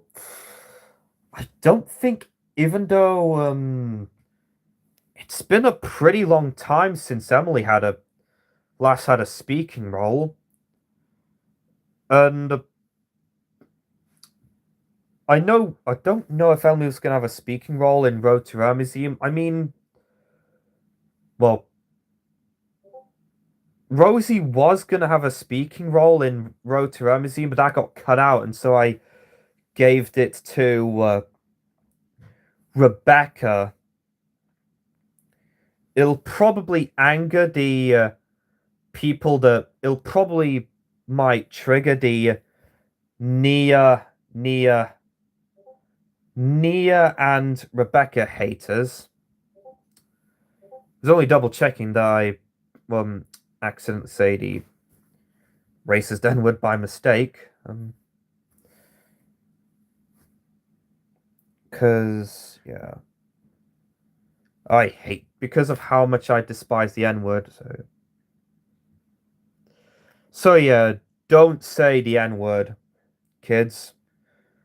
And Mavis's photo is taken from when I did Mavis.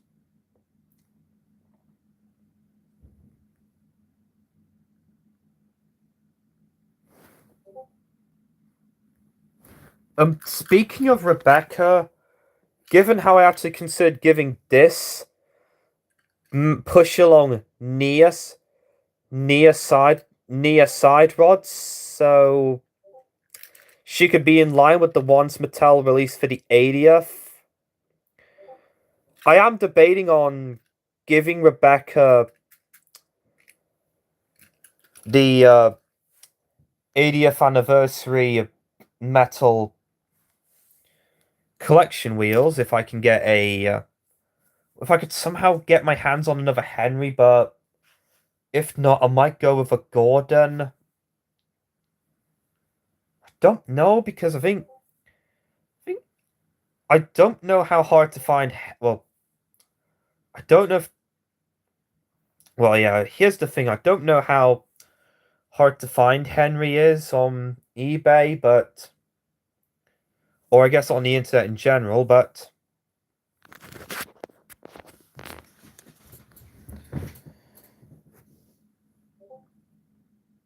Moving on. Boko's was reused from when I did Double Teething Troubles back in 2020. Around the same time I was filming the Every Cloud is a Silver Lining music video, because remember, this was around the time the first COVID lockdown occurred, and my trip to the Bluebell Railway, my first trip to the Bluebell, where Stepney Liz unfortunately got delayed, so I thought, and I was basically like, so with my trip to the Bluebell Railway being postponed to September because of the lockdown, I suppose I might make a music video to let people know that things will be all right in the end. And there's Nate, or 17, from Stradley Studios. A similar thing also happened in Lady the Lost Engine, because I also had Liz paired up with, because you probably saw in the credits, there was a bit with Liz being paired up with the two, with Frankie and Lady, in which she voiced the two of them in that special. Oh yeah, and Oh yeah, and Bear's photo, which is of my old custom. Well, which is basically of what my bear originally looked like. Yeah, not very accurate, as you can tell.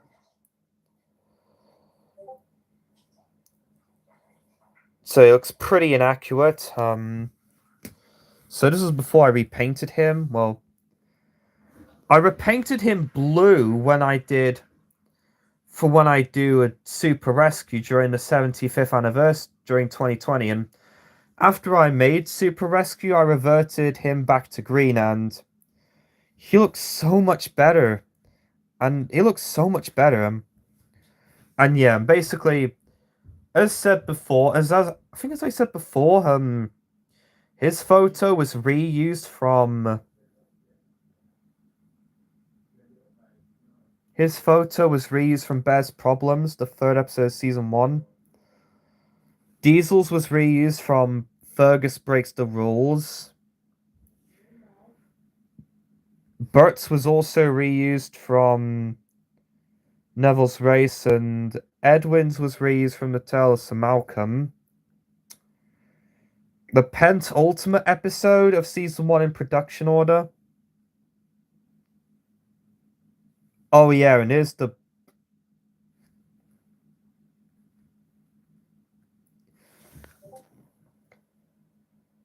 If you can't find a voice for Duncan, I'm available to. I do have a script idea for a story that is basically my take on Rusty Saves the Day.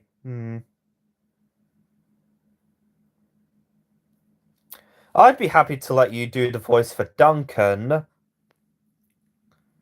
Up until that, Stephen Lyons did the voice for him, but I might have to tell him about the change of letting... Well, I might inform you about the change of having the... But I might inform Stephen Lyons about the change, like what I did with like Ryan and Lost Treasure, where I informed him that real Sean Caffrey is gonna be voicing Cranky. And also, I'm interested in hearing that script, which is your take on Rusty Saves the Day, as well as the probably the worst episode of season 6, because I don't like Rusty Saves the Day. Alright, and here's the blooper reel with...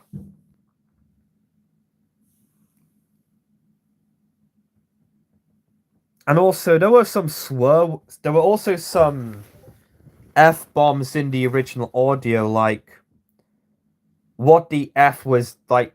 There was one bit where his voice actor says, "What the F is that word?" and yeah, basically loop the audio in order to the already made clips in order to sync that. Oh, I see. Yeah, and me bleeping out F-bombs. No, me bleeping out F-bombs with... Me bleeping out F-bombs with... Me bleeping out using...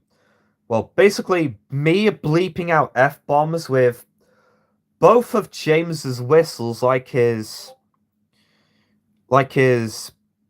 season 4 and 5 whistle and his normal whistle, became a bit of a trend every time whenever someone swore in my series, like with Edward in the Timothy one, where there was a piss taking on the Untold Story of Timothy movie from Kane Fan and Bill, Ben and the Bullies, because like with every time Tron and Stortron said F-bombs,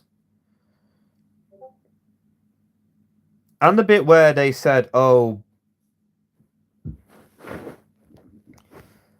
And it also applied again with Shipwreck Point, where one of the teens yelled out, "Son of a beep!"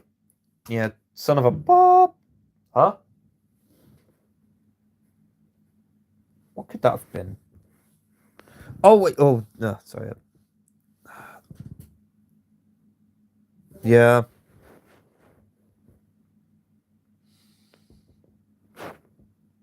It's been 3 hours long. Yeah. This stream will be coming to an end soon. Also, I've been eating. Oh, yeah, I see. Oh, yeah. Fun fact in my original. Fun fact in the original recording for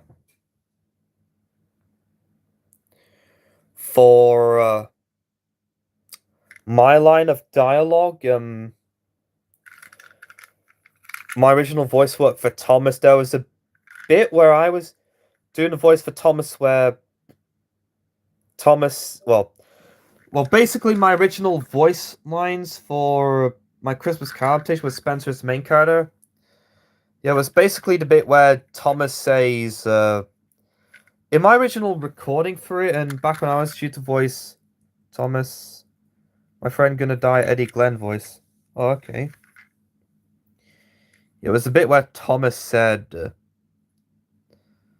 that was Among Us, and no, not that new game, which is the new Fortnite, because that was around the time where Among Us was new and became increasingly popular, and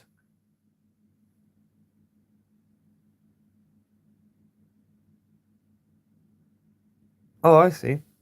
Here's the cast.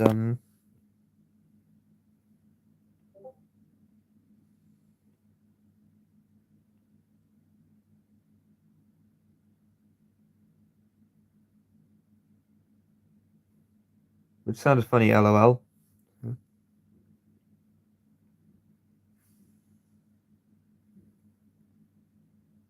Damn, we need more VAs.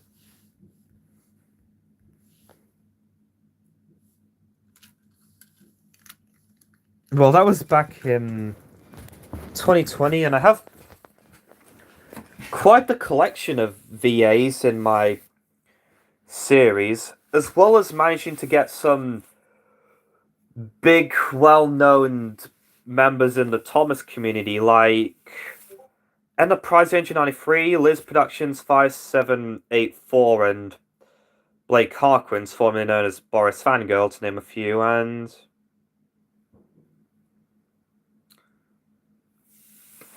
if I have any special guest actors for...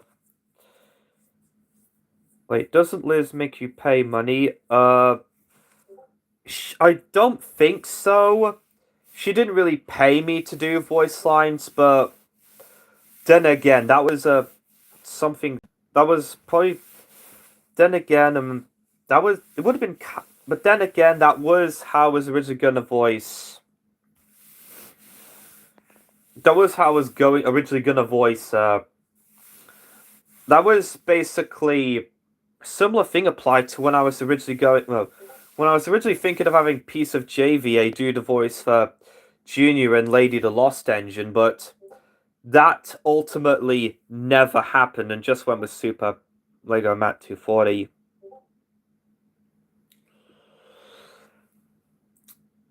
I actually thought a similar thing probably could have.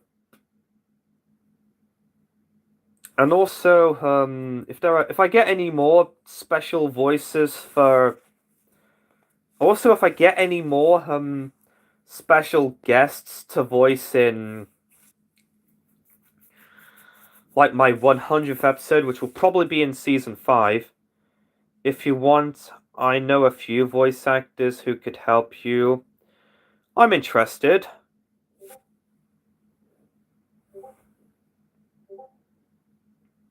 I'm interested in hearing those. Let's see, Oh, I think that was... Wait a minute. No, that wasn't repeated. Yeah, I'm interested in hearing those VAs who could help me.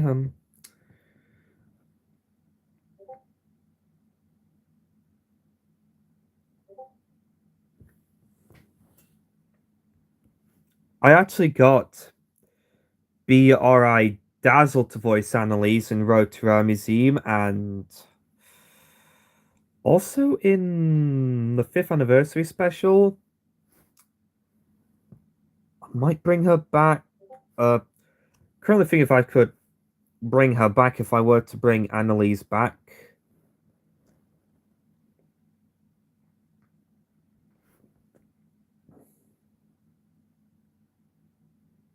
So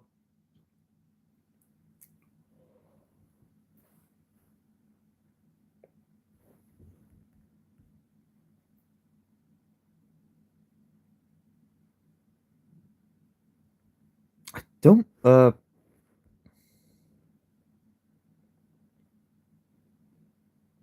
hold on.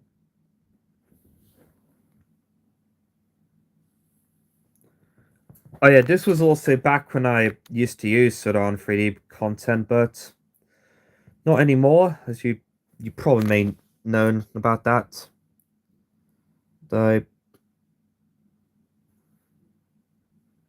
Oh, I see. I think Sir Alex almost gonna voice in, but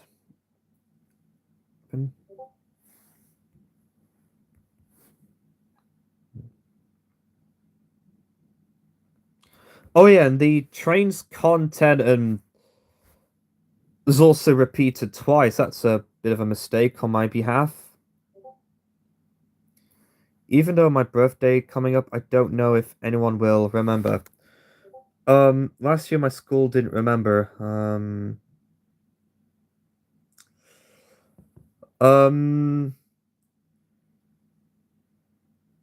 Happy early birthday to you. Happy early birthday to you. Yeah, make sure I remember.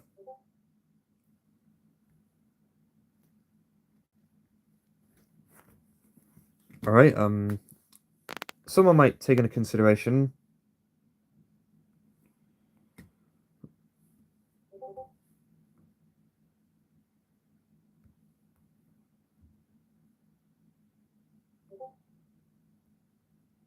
So yeah, that there covers my commentary live stream on my Christmas Carol adaptation with Spencer as the main protagonist, as well as talking about stuff like some of the stuff with these guys and some experiences from my childhood. I thank you all for watching this stream, and I thank you all for watching this live stream, and I hope you guys will all have a great 2026. So, this is your friend Maliki, signing off. Peace out. Goodbye. Peace out, and I hope you all have a great 2026. And I'll see you all next year.